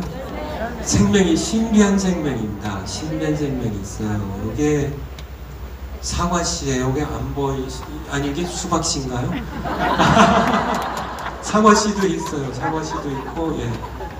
요게 사과씨 아니 요건 포도씨인데. 예. 요게 사과씨네. 요게 사과씨입니다. 믿으시면 돼요. 사과씨입니다. 사과씨. 요 사과씨 치면 어떻게 될까요? 사과 나무 하나가 여기 들어있는 거예요. 보이세요?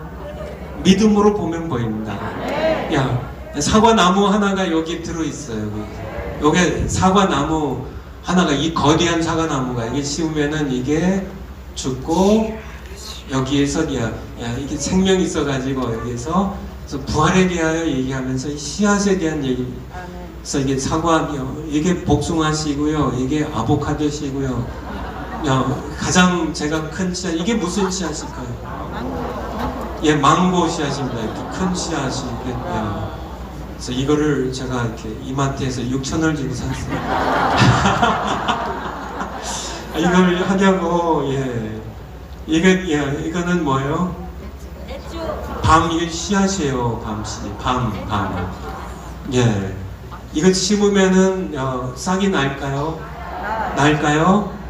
이것도 싹이 날까요? 밤인데 이건 싹이 안 나요. 제 아내가 삶았습니다. 제가 이렇게 하면서 그런 생각 안 해봤나요? 돈 심으면은 좀 돈 나무는 없을까? 돈 심으면은 이렇게 돈 나무가 이렇게 주렁주렁 열리면 이렇게 따다가 뭐 밥도 사 먹고 이렇게.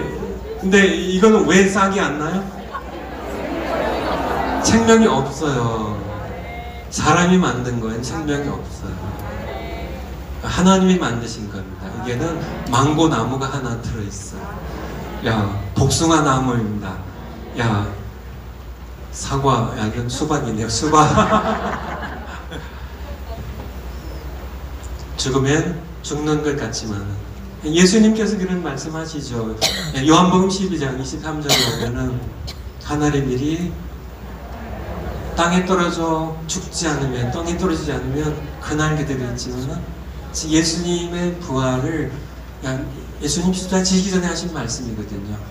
그래서 보면 인자가 영광 얻을 때가 왔도다 이렇게 말씀하시면서 24절에 보면 내가 진실로 너희를 이르노니 하나님이 땅에 떨어 죽지 않으면 하나님 그대로 있고 죽으면 자신이 이제 부활의 첫 열매가 돼서 우리는 그분이 이제 부활의 첫 그분이 죽어서 우리가 이제 그분의 부활에 동참하는 우리가 될 것에 대하여 우리에게 말씀해 주고 계세요.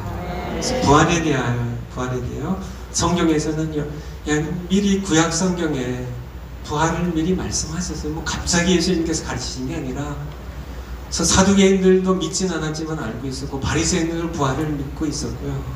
다 부활에 대해서 알고 있었습니다. 마지막 날에 마르다와 대화에도 그렇게 얘기하잖아요. 나사로가 죽었잖아요.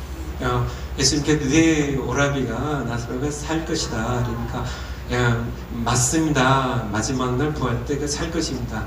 그때 예수님 말씀하셨죠. 내가 부활이야. 내가 생명이야. 나를 믿는 자는 죽어도 죽은 것이 아니야. 무릇 사는 나를 믿는 자는 영원히 죽는 것이 아니야. 죽음이란 육체적인 죽음입니다. 개인적인 정말로 육체적인 죽음은 단지 그 죽음에 이빨을 뽑아버렸기 때문에요. 사망 권세를 예수님께서 무장해제시켰기 때문에요. 말씀한 사망아, 너의 이기는 것이 어디 있냐고요? 너의 서는 것이 어디 있냐고요? 예수님께서 사망 권세를 준 사탄의 이빨을 뽑으셨어요. 그의 발톱을 뽑으셨어요. 사탄이 모든 그런 이 사망 권세를 모두 무장해제시키셨어요. 그래서 우리에게 죽음이라는 것은 이 보이는 세계에서요, 이 가시적인 이 현실에서 이게 전부인 줄 알고 살아가지만 이 세계에서 죽음이라는 것은 영원한 세계, 우리 아버지 계신 우리 주님 예수님께서 부활의 몸으로 계신 그곳에 가는 관문에 불과한 그런 것으로 만드셨습니다. 그리고 우리가 여기에 주님과 함께 아버지 집에 우리가 예수님 때문에 같이 있다가 중간 상태죠. 중간 상태 같이 있다가 예수님 부활 때에 우리가 다시 이렇게 죽음이 영혼과 몸의 분리라면은 부활은 몸과 영혼의 재결합이에요. 재결합입니다. 여기에 이제 있다가 우리가 예수님과 함께 죽은 우리 믿음의 선조들은 같이 예수님과 함께 같이 재림할 거고요. 그렇죠? 천상의 나팔 소리와 함께 같이 죽은 자들, 주 안에 잦은 자를 데리고 오신다고 같이 오셔서 살아남은 자들이 재림할 때 공중에 올라가서 같이 영접하고, 그리고 우리가 함께 천년왕국에 들어갈 주의 백성들이십니다. 아시겠죠? 그래서 부활에 대하여 예수님께서 이렇게 부활을 믿지 못하는 사두개인들에게 너희 조상들 아브라함 죽었냐고, 아니라고 하나님 말씀하셨지 않냐고, 살아있다는 얘기는 그냥 부활을 이렇게 바라보고 하는 얘기입니다. 살아있다고. 너희들이 죽었다고 생각하면 착각을 하나님 말씀하셨지 않냐고. 그들이 바로 너희들은 쫓겨나서 슬피 울며 밖에서 이를 갈며 후회하고 그렇게 고통 가운데 지내겠지만은 동서로부터 많은 그런 이방인들, 그들이 함께 들어와서 너희 조상 아브라함과 함께 살아있기 때문에 그들이 함께 먹을 것이라고 말씀하셨습니다. 무엇보다 가장 중요한 부활의 증거는 예수님이 부활하셨어요. 예수님 부활하셨어요. 예수님 부활하셨으니까 확실한 증거예요. 예수님 부활하셨으니까 나도 부활한다는.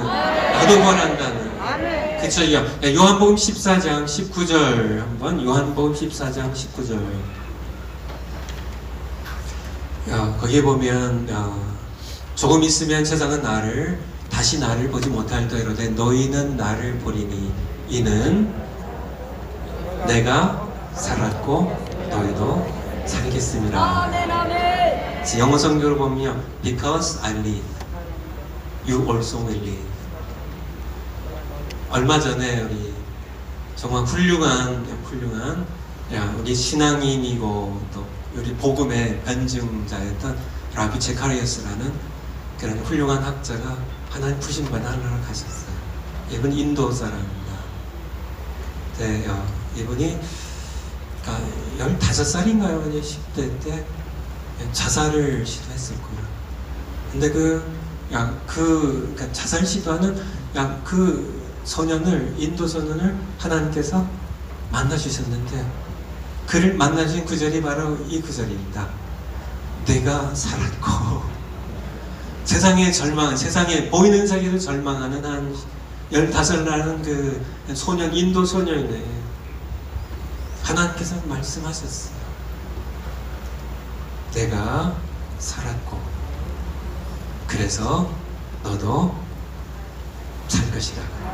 맞습니다. 우리 부활은요, 예수님이 사셨기 때문에요. 죽음을 이기셨기 때문에, 부활하셨기 때문에, 그 가운데 첫 열매이시기 때문에 이것이 확실한 증거예요. 우리는 이 부활의 소망을 가지고 우리가 살아가는 것이 굉장히 중요해요. 왜냐하면 이 보이는 세계가 전부인 것처럼 살아가는 그런 어느덧 우리도 이렇게 물들고 말거든요. 이게 전부인 것처럼 살아가면 세상 것에 집착하게 돼요.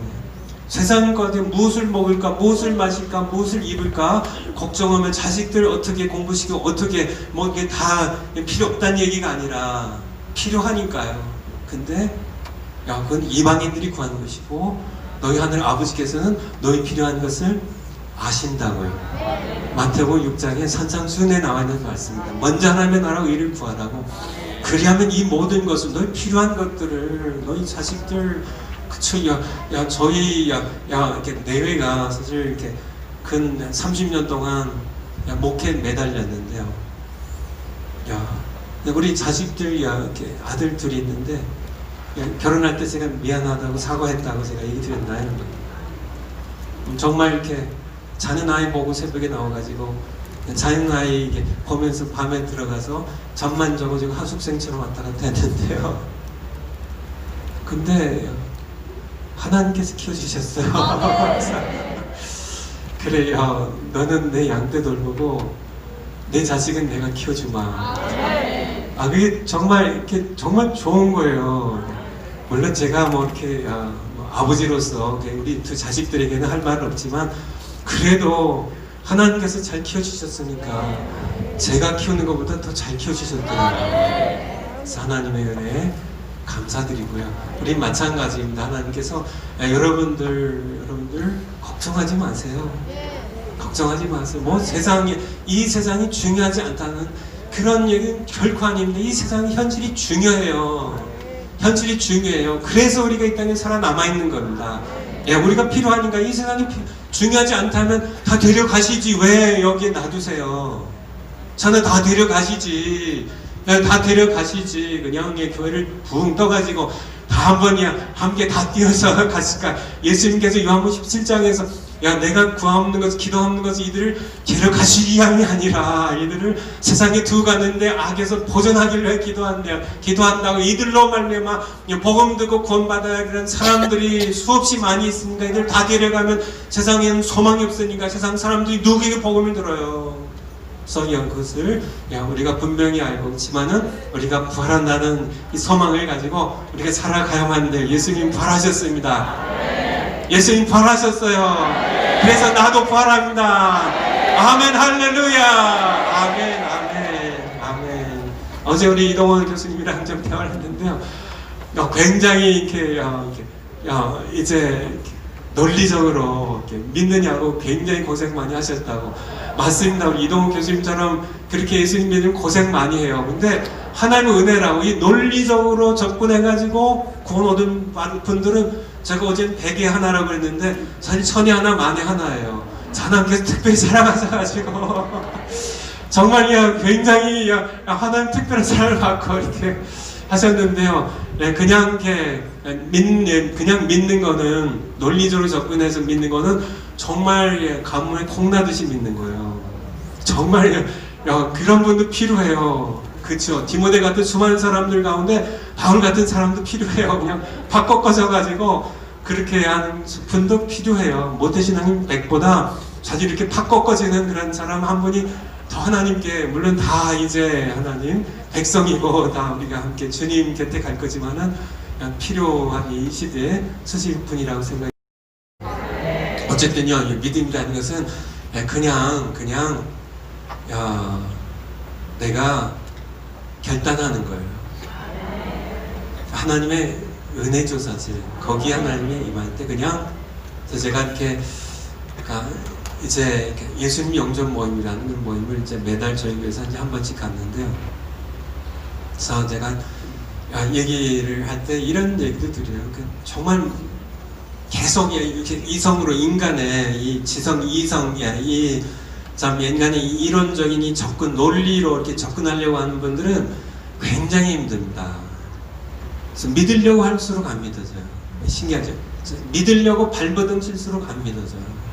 도저히 아무리 발버둥 쳐도 이 세계를 건너가기, 인간의 지성으로 건너가기 힘들거든요. 이게 완전히 이게 무너져서 이 현실 세계에서 환란 가운데 정말 나는 정말 미래가 없다. 나는 정말 이게 도저히 못 살겠다. 이 절망 가운데 어떤 환란이든지 신체적인 질병이든지 아니면 외부적인 폭력 환란이든지 어떤 절망이든지 심리적인 어떤 절망이든지 어떤 절망 깊이 내려가서 이 현실 세계에 내가 정말 살 길이 없다는 희망이 다 살 소망이 끊어질 때 야, 그냥 체념하고 뭐 유다처럼 자살하는 사람들도 있고 그렇지만은 그 가운데 하나님께서 정말 부르셔서 은혜를 베푸시 이 바닥에서 이 절망의 밑바닥에서 사실은 더 있지 않을까 하는 이게 전부가 아닐까 하는 이 보이는 세계가 전부가 아니지 않을 것 같은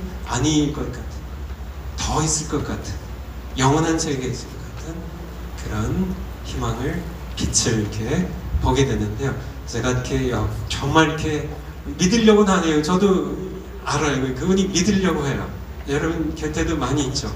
정말 예수님 믿기 힘든 사람들이 착하게 사는 사람들이 예수님 믿기 힘들고요. 뭐 예수 믿는 사람들 교회 나가는 사람 나보다 더 나빠.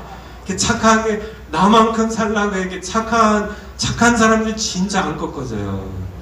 그리고 이게 논리로 이렇게 지성으로 이렇게 접근하는 사람 진짜 안 꺾이는데 제가 그런 분들에게 얘기를 합니다. 정말 근데 믿고 싶어 해요. 어떤 분은 진짜 믿고 싶어 가지고 정말 울려고 그래요.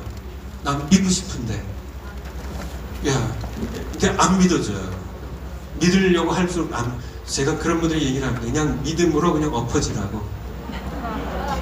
난 믿음적으로 그냥 선포합니다. 하나님 어차피 내 인생 보이는 세계에 내 인생 소망은 없습니다. 인생 살 만큼 살아봐도 이렇게 사는 인생이 전도서 인생처럼 헛되고 바람을 쥐는 것처럼 뭔가 있어서 쥐는 것 같은데 아무것도 없는 험한 인생 더 이상 살 수 없습니다. 더 이상 살 수 없습니다. 정말 믿고 싶어요. 근데 안 믿어져요. 여러 가지 이유가 있습니다. 인간의 지성의 한계 때문에 그렇고요. 결코 볼 수 없는 인간의 이성의 한계 때문에 그렇고요. 그것을 자극하는 그런 이제 사탄의 거대한 속임수가 있기 때문에 그렇고요. 믿어지지 못하게 하는 그런 끊임없는 이 줄다리거든요. 하나님께서는 믿게 하시고 또 사탄을 못 믿게 그치만은 내가 믿는 쪽으로 선택한다면 그냥 믿는 쪽 엎어지시라고 그냥 선포하라고 나는 죄인이고 나 유일한 권한 예수 그리스도 한 번뿐이라고 내가 그냥 믿음 쪽으로 엎어지면 나머지는 하나님 해결하세요. 그래서 그게 그냥 그러면 쉬워요. 쉬워요. 그렇게 해가지고 믿음 생활 잘하고 하나님 그런 분들 많으세요. 그냥 믿음 쪽으로 그냥 엎어지시라. 근데 부활은 너무 확실해요. 너무 확실해요. 돈도 좀 돈 나무 있으면 좋겠지만 그러면 그냥 우리 그냥 정화 목사님 하신 이 모든 기 성령자에게 다 대드릴 때 그쵸?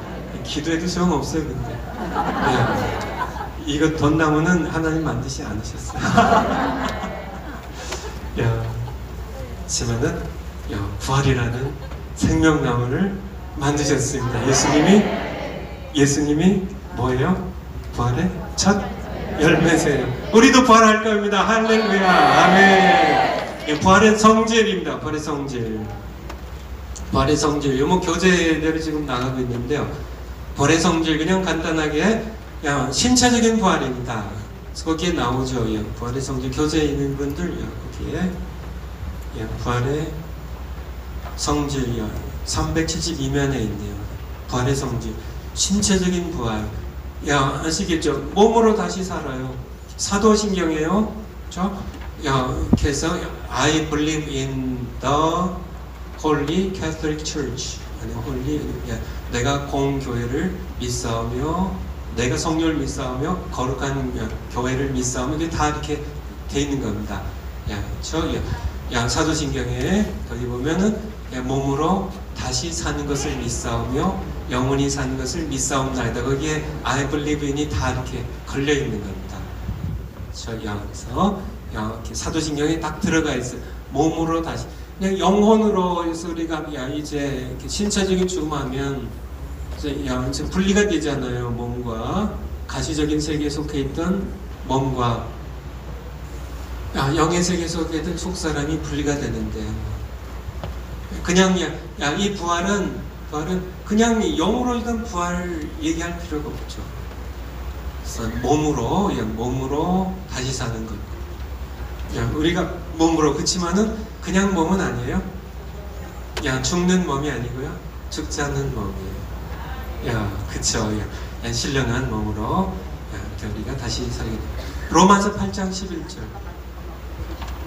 로마서 8장 11절. 로마서 8장 11절. 야, 예수를 죽은 자 가운데 살리신 이의 영이. 야, 예수를 죽은 자 가운데 살리신 이가 누구예요? 아버지 하나님이십니다. 그분의 영이 누구예요? 성령이 너희 안에 거하시면. 여러분의 성령에 거하시나요? 아멘. 예, 성령에 거하십니다. 여기 나와 계신 게 성령이 인도하셔서 나오신 거예요. 아, 성령이 인도하시면 여기 나올 수가 없어요. 야, 거하시면 그리스도 예수를 죽은 자 가운데 살리신 이가 또 누구예요? 예, 우리 예수님의 아버지시고 우리의 아버지시죠. 얘가 너희 안에 거하신 그의 영으로. 이게 누구예요? 성령으로 말미암아 너희 죽을 몸도 살리시리라. 죽을 몸도, 여러분의 죽을 몸 맞습니다. 죽을 몸인데 이 죽을 몸도 다시 예수님을 죽은 자 가운데서 그의 몸으로 우리의 죄를 지고 십에 피 흘려 죽으셨어요. 그를 살리신 분의 영이, 예수를 죽은 자 가운데 살리신 이의 영이 너희 안에, 여러분 안에 성령이 거하시면, 예수님을 죽은 자 가운데 살리신 그분의 영, 성령이 계시면 그리스도 예수를 죽은 자 가운데 살리신 이가, 부활하게 하신 이가 너희 안에 거하시는 그의 영으로 말미암아 성령을 통하여 너희 죽을 몸도 살리시리라. 몸을 살리신다는 그런 얘기입니다. 요한일서 3장 2절입니다. 요한일서 3장 2절. 요한일서 3장 2절. 1절부터 한번 볼까? 1절. 보라, 아버지께서 어떠한 사랑을 우리에게 주사 하나님의 자녀를 일컬음 얻게 하셨는고 우리가 그러하도다. 이 표현은 그냥 읽으면은 여기에 담겨있는 이 뜻을 다 모르는 겁니다. 보라, 보라. 감탄이에요, 감탄. 와. 대체 아버지께서 어떻게 우리를 사랑하셨길래, 어떠한 사랑 우리에게 주셨길래 우리를 하나님의 자녀라, 본인의 자녀를 일컬음을 얻게 하셨는고, 이게 감탄사가 쾅 붙어 있는 겁니다. 그래서 대체 하나님께서 대체 보라, 여러분이 그런 사랑을 받은 분이에요. 아니, 우리처럼 현차는 정말 하나님께 벅벅 속이면서 지하길을 걸어가던 그런 교만하기 짝이 없었던 그런 세상의 영광에 사로잡혀 노예로 살아가던 그런 세상의 여러 죄악으로 탐욕으로 더럽게 바리새인처럼 속이 썩어 냄새나던 그런 우리들을 대체 어떤 사랑으로 사랑하셨길래 우리를 그분의 자녀라 일컬음을 얻게 하셨는고. 정말 감탄사를 100개 붙여도 다 감탄을, 보라, 여러분 좀 보세요. 보세요. 우리가 그러하도다. 정말 우리가 그러하도다. 그러므로 세상이 우리를 알지 못하면 세상이 우리를 왜 알아주지 못할까요? 우리 아버지를 몰라서 그래요. 우리 아버지 아시면, 제 아버지가 누군지, 여러분의 아버지가 누군지 아시면 세상 사람들이 아마 그냥 문이 닳도록 보따리 싸가지고 와가지고 좀 부탁한다고, 나 좀 봐달라고, 아마 이 세상이 우리를 알지 못하면 우리 아버지를 몰라서 그래요. 제가 이제 2절 하려고 사실 한 건데요. 사랑하는 자들아, 우리가 지금은 지금도 하나님의 자녀예요. 지금도 하나님의 자녀입니다. 우리가 나중에 죽어서 하나님 자녀가 아니라 지금 하나님의 자녀예요.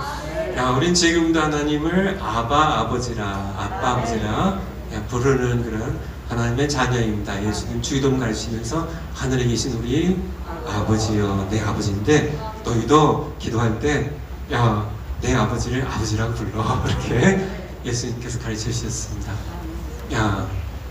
지금도 우리가 하는 자녀는 장래에 그러면은 어떻게 될 것은 아직 나타나지 아니하였으나 그가 나타나심이 되면, 그가 나타나심이 뭐예요? 예수님의 재림이에요. 재림 때 우리가 그와 같을 줄을 아는 것은 그가 계신 그대로 볼 것을 이담이니, 우리가 예수님과 같이 돼요. 예수님의 부활의 몸처럼요. 그래서 몸으로 부활하는데 예수님과 같이 돼요. 그래서 예수님이 계신 그대로 예수님의 모습 그대로 우리가 얼굴을 맞대어 얼굴과 얼굴을 맞대어 예수님을 만나게 될 것입니다. 예수님의 몸에 대하여 그럼 예수님이 부활한 몸이 어떤 몸인가? 이제 재림하실 때 그렇고 지금 계신 몸이 승천하에 계신 몸이 어떤 몸인가? 누가복음 24장 39절부터 누가복음 24장 예수님이 부활하셨는데 제자들이 보고도 이렇게 참 못 믿기 진짜 이게 꿈이야 생시야 이렇게 꼬집어 보고 이상하게 예수님께서 영인가 이렇게 하니까 예수님은 내 손과 발을 보고 나인 줄 알라 또 나를 만져보라고요. 여러분 한번 이렇게 얼굴 한번 만져보세요. 살았어요? 죽었어요? 예수님께서 나를 좀 만져보라고. 영은 살과 뼈가 없으되 너희 보는 바와 같이 나는 이게 예수님 부활하신 몸이에요. 지금 말씀하시고 손과 발을 보이시나 저희가 너무 기쁨으로 너무 정말 까무러칠 만큼 기쁨으로 오히려 믿지 못하고 기이 여길 때 정말 이렇게 보면서도 이렇게 만져보면서도 이게 진짜 생시야 이게 꿈이야 이게 진짜야 이게 정말 너무 기쁘기도 하고 이 제자들이 뭐 어리석어서가 아니라 그렇잖아요. 그냥 너무 극한 절망과 슬픔 가운데 빠졌다가 예수님이 이렇게 죽으시니까 이렇게 처참하게 죽으셨잖아요. 채찍에 맞아 찢기고 정말 형체를 알아볼 수 없을 만큼 우리 이사야서 52장의 끝부분에 보면 하인볼던 어떤 인간 세계에 살았던 어떤 사람들보다 더 상하여서 형체를 알아볼 수 없을 만큼 그가 찢기고 온 몸이 찢기고 멍들고 피 흘려서 못 박혀 죽으신 그 예수님께서 부활하셨을 때 우리 다시 그걸 가주세요. 누가복음 24장으로 그래서 그 제자들이 너무 기쁨으로 41절에 오히려 믿지 못하고 기이 여길 때 이르시되 예수님 뭐라고 하셨어요? 먹을 것이 있느냐 하시니 구운 생선 한 토막을 드리매 받으사 그 앞에서 잡수시더라. 예수님의 자상한 모습이 보이지 않으세요? 제자들이 어떻게든지 믿게 하시려고 그리고 부활의 몸이 어떤 것인지 그래서 천국에 가면 먹을까요? 안 먹을까요? 먹어요. 부활의 몸 예수님 먹어 보이셨잖아요. 그렇잖아요. 그렇죠? 어린 양 혼인 잔치에서 먹을까요? 안 먹을까요? 먹어요. 마셔요. 몸을 입어요. 그래서 우리가 몸으로 보란다는 것을 우리에게 말씀해 주고 계세요. 그리고 교재에 보면 의인과 악인의 부활 더 말씀드리지 않아도 되죠. 그래서 다니엘서 12장 2절도 그렇고요. 요한복음 5장만 볼까요? 요한복음 5장 28절 29절 의인도 악인도 사실 우리가 부활 얘기할 때 사실은 우리 부활을 얘기하지만은 여기서는 생명의 부활이고요. 또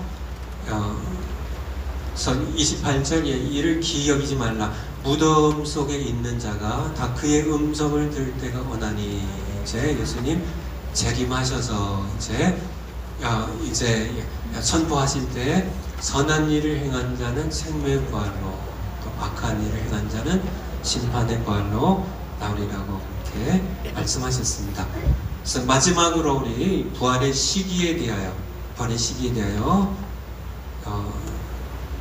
아니면 조금 어쨌든 준비되실 때까지 제가 할게요. 저는 우리 정광 목사님 이제 마중물이니까 여러분들 그래서 부활의 시기 교재에 나오는 부활의 시기 언제 그럼 우리가 부활하나? 그래서 물론 예수님 재림하셨을 때인데 부활에 대하여 좀 이렇게 고린도전서 15장 23절 24절 고린도전서 15장 23절부터요. 그러나 각각 자기 차례대로 되리니 이제 부활에 대한 말 고린도전서 15장이 부활장이잖아요. 그래서 각각 자기 차례대로 그래서 부활이 한꺼번에 뭐 꽝 하고 다 되는 게 아니고요. 차례대로 돼요. 자기 차례대로 됩니다. 이렇게 순서대로 돼요. 순서대로. 그러니 첫 번째 먼저는 누구세요? 첫 열매이신 그리스도입니다. 첫 번째 차례는요. 부활의 첫 번째 차례는 예수님이세요. 첫 열매이신 예수님이세요. 뭐 적지 않아도 성경 구절에 첫 번째는 예수님이세요. 예수님 2000년 전에 부활하셨습니다. 아시죠? 역사적인 사실이에요.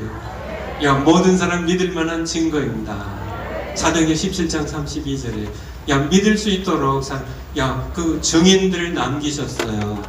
성경에 구약 성경에 예언하시고 신약 성경에 증언을 남기셨어요. 이 증언을 사도들이요 수많은 사람들이 피로써 사인해서 이것이 진리임을 그들은 피로써 입증하고 주님 곁으로 갔어요. 그래서 이게 부활에 대한 증거들, 부활의 증거 증거들. 고린도전서 15장 23절. 그래서 첫 번째가 예수님이 2000년 전에 그 다음은요. 두 번째는요. 그리스도 강림하실 때 그에게 붙은 자요입니다. 붙은 자요. 이 사람들이 바로 첫째 부활이에요. 어제 공부했던 요한계시록 20장 4절 5절. 요한계시록 20장 첫째 부활 4절 5절. 요한계시록 20장 어제 다 봤던 건데요. 이제 예수님이 이제 19장에 이제 재림하시죠. 그래서 백마를 타고 이제 재림하십니다. 천사들과 함께 재림하세요. 그래서 이제 심판을 이제 하시게 되는데 이제 여기 첫째 부활에 참여한 사람들이 누구예요? 예수의 증거와 하나님의 말씀을 인하여 목배임을 받은 자의 영혼들이 이제 그들의 몸을 다시 찾아요. 부활이죠. 또요. 짐승과 그 우상에게 경배하지도 아니하고 이마와 손에 짐승의 표를 받지 아니한 자들 이들이 이제 부활에 참여해서 그리스도로 더불어 천년 동안 왕노라니 5절입니다. 그 나머지 자들은 이게 이분들의 이 순결자들과 짐승에 경배하지 않았던 이 사람들의 부활이 첫째 부활이에요. 그래서 예수님이 첫 열매로 부활하셨고요. 그 다음은 첫째 부활입니다. 사실 이 첫째 부활의 첫 열매라고 이렇게 묶어서 첫째 부활 순서대로 되는 겁니다. 이것이 예수님의 재림 때입니다. 재림 때. 그래서 어제 배웠던 것처럼 천년 왕국 전에 재림하세요. 그래서 이들이 함께 천년 왕국 동안 예수님과 함께 왕노릇 하세요. 누가요? 첫째 부활에 참여한 이들 순교자들과 짐승에게 이렇게 무릎 꿇지 않았던 사람들이 첫 열매로 이 부활의 첫 열매로 부활하신 예수님과 더불어 예수님 재림하실 때 첫째 부활에 참여해서 이들이 천년 동안 천년 왕노입니다. 다스리는 그래서 이게 재림이 있고 여기에 이제 다시 둘째 부활이 있죠. 그 나머지입니다. 나머지는 거기에 그 나머지 죽은 자들은 그 천년이 차기까지. 그래서 재림 때 첫째 부활이고요. 차례대로 된다고요. 예수님이 처음에 첫 열매로 부활하셨고 예수님이 재림하실 때에 그 다음 차례는 누구예요? 바로 순교자들과 이 첫째 부활에 참여하는 자들이고 다시 그 다음 둘째 부활이라고 할 수도 있고요. 마지막 부활이라고 할 수도 있는 이 부활은 이제 심판의 부활입니다. 생명의 부활이고요. 천년 뒤에예요. 천년 뒤. 그래서 이렇게 차례대로 됩니다. 그래서 예수님이 2000년 전에 부활하셨고 재림할 때 그 다음 차례로 이제 첫째 부활에 참여한 자들이 부활하고 천년 왕국이 지난 다음에 천년 후에 둘째 부활이 차례대로 부활하는 부활의 시기에 대하여 나머지 그래서 뭐 이게 마지막 부활은요 우리 20장 5절 보면 거기에 나머지 죽은 자들 그들이 1000년 차이까지 이들이 부활하는 것에 대해서는 이제 20장 곧 좀 더 내려가셔서 11절부터요.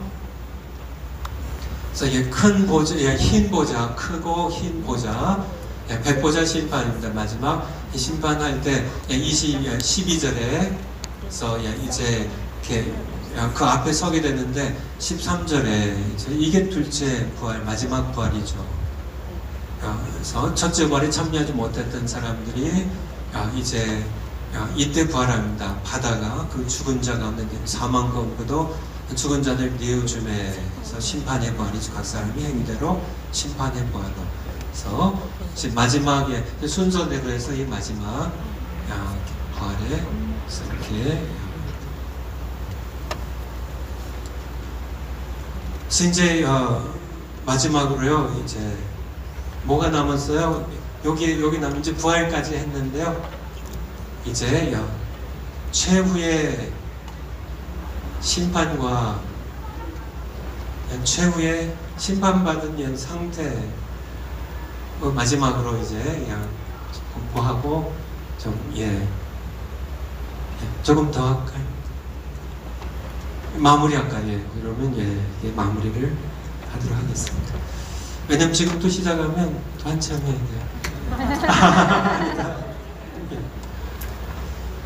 돼요. 그러면은 기도하고 마치겠습니다. 하나님 아버지 감사드립니다. 저희들 부활의 소망 가지고 보이는 세계가 다가 아닌 보이는 세계는 히브리서 11장 3절 말씀처럼 보이는 세계가 보이는 것에서 나온 것이 아니라 하나님 영이신 하나님께서 영원하신 보이지 않는 영이신 하나님께서 말씀을 창조하셨는데 세상에 너무나 많은 사람들이 보이는 세계가 다인 것을 착각하며 속고 살아가고 있습니다. 우리가 그들을 일깨우는 그런 정말 복음 들고 세상을 향하여 나가는 저들 모두 되게 하시옵소서. 감사드리며 예수님 이름으로 기도하옵나이다. 아멘. 우리 주님 박수.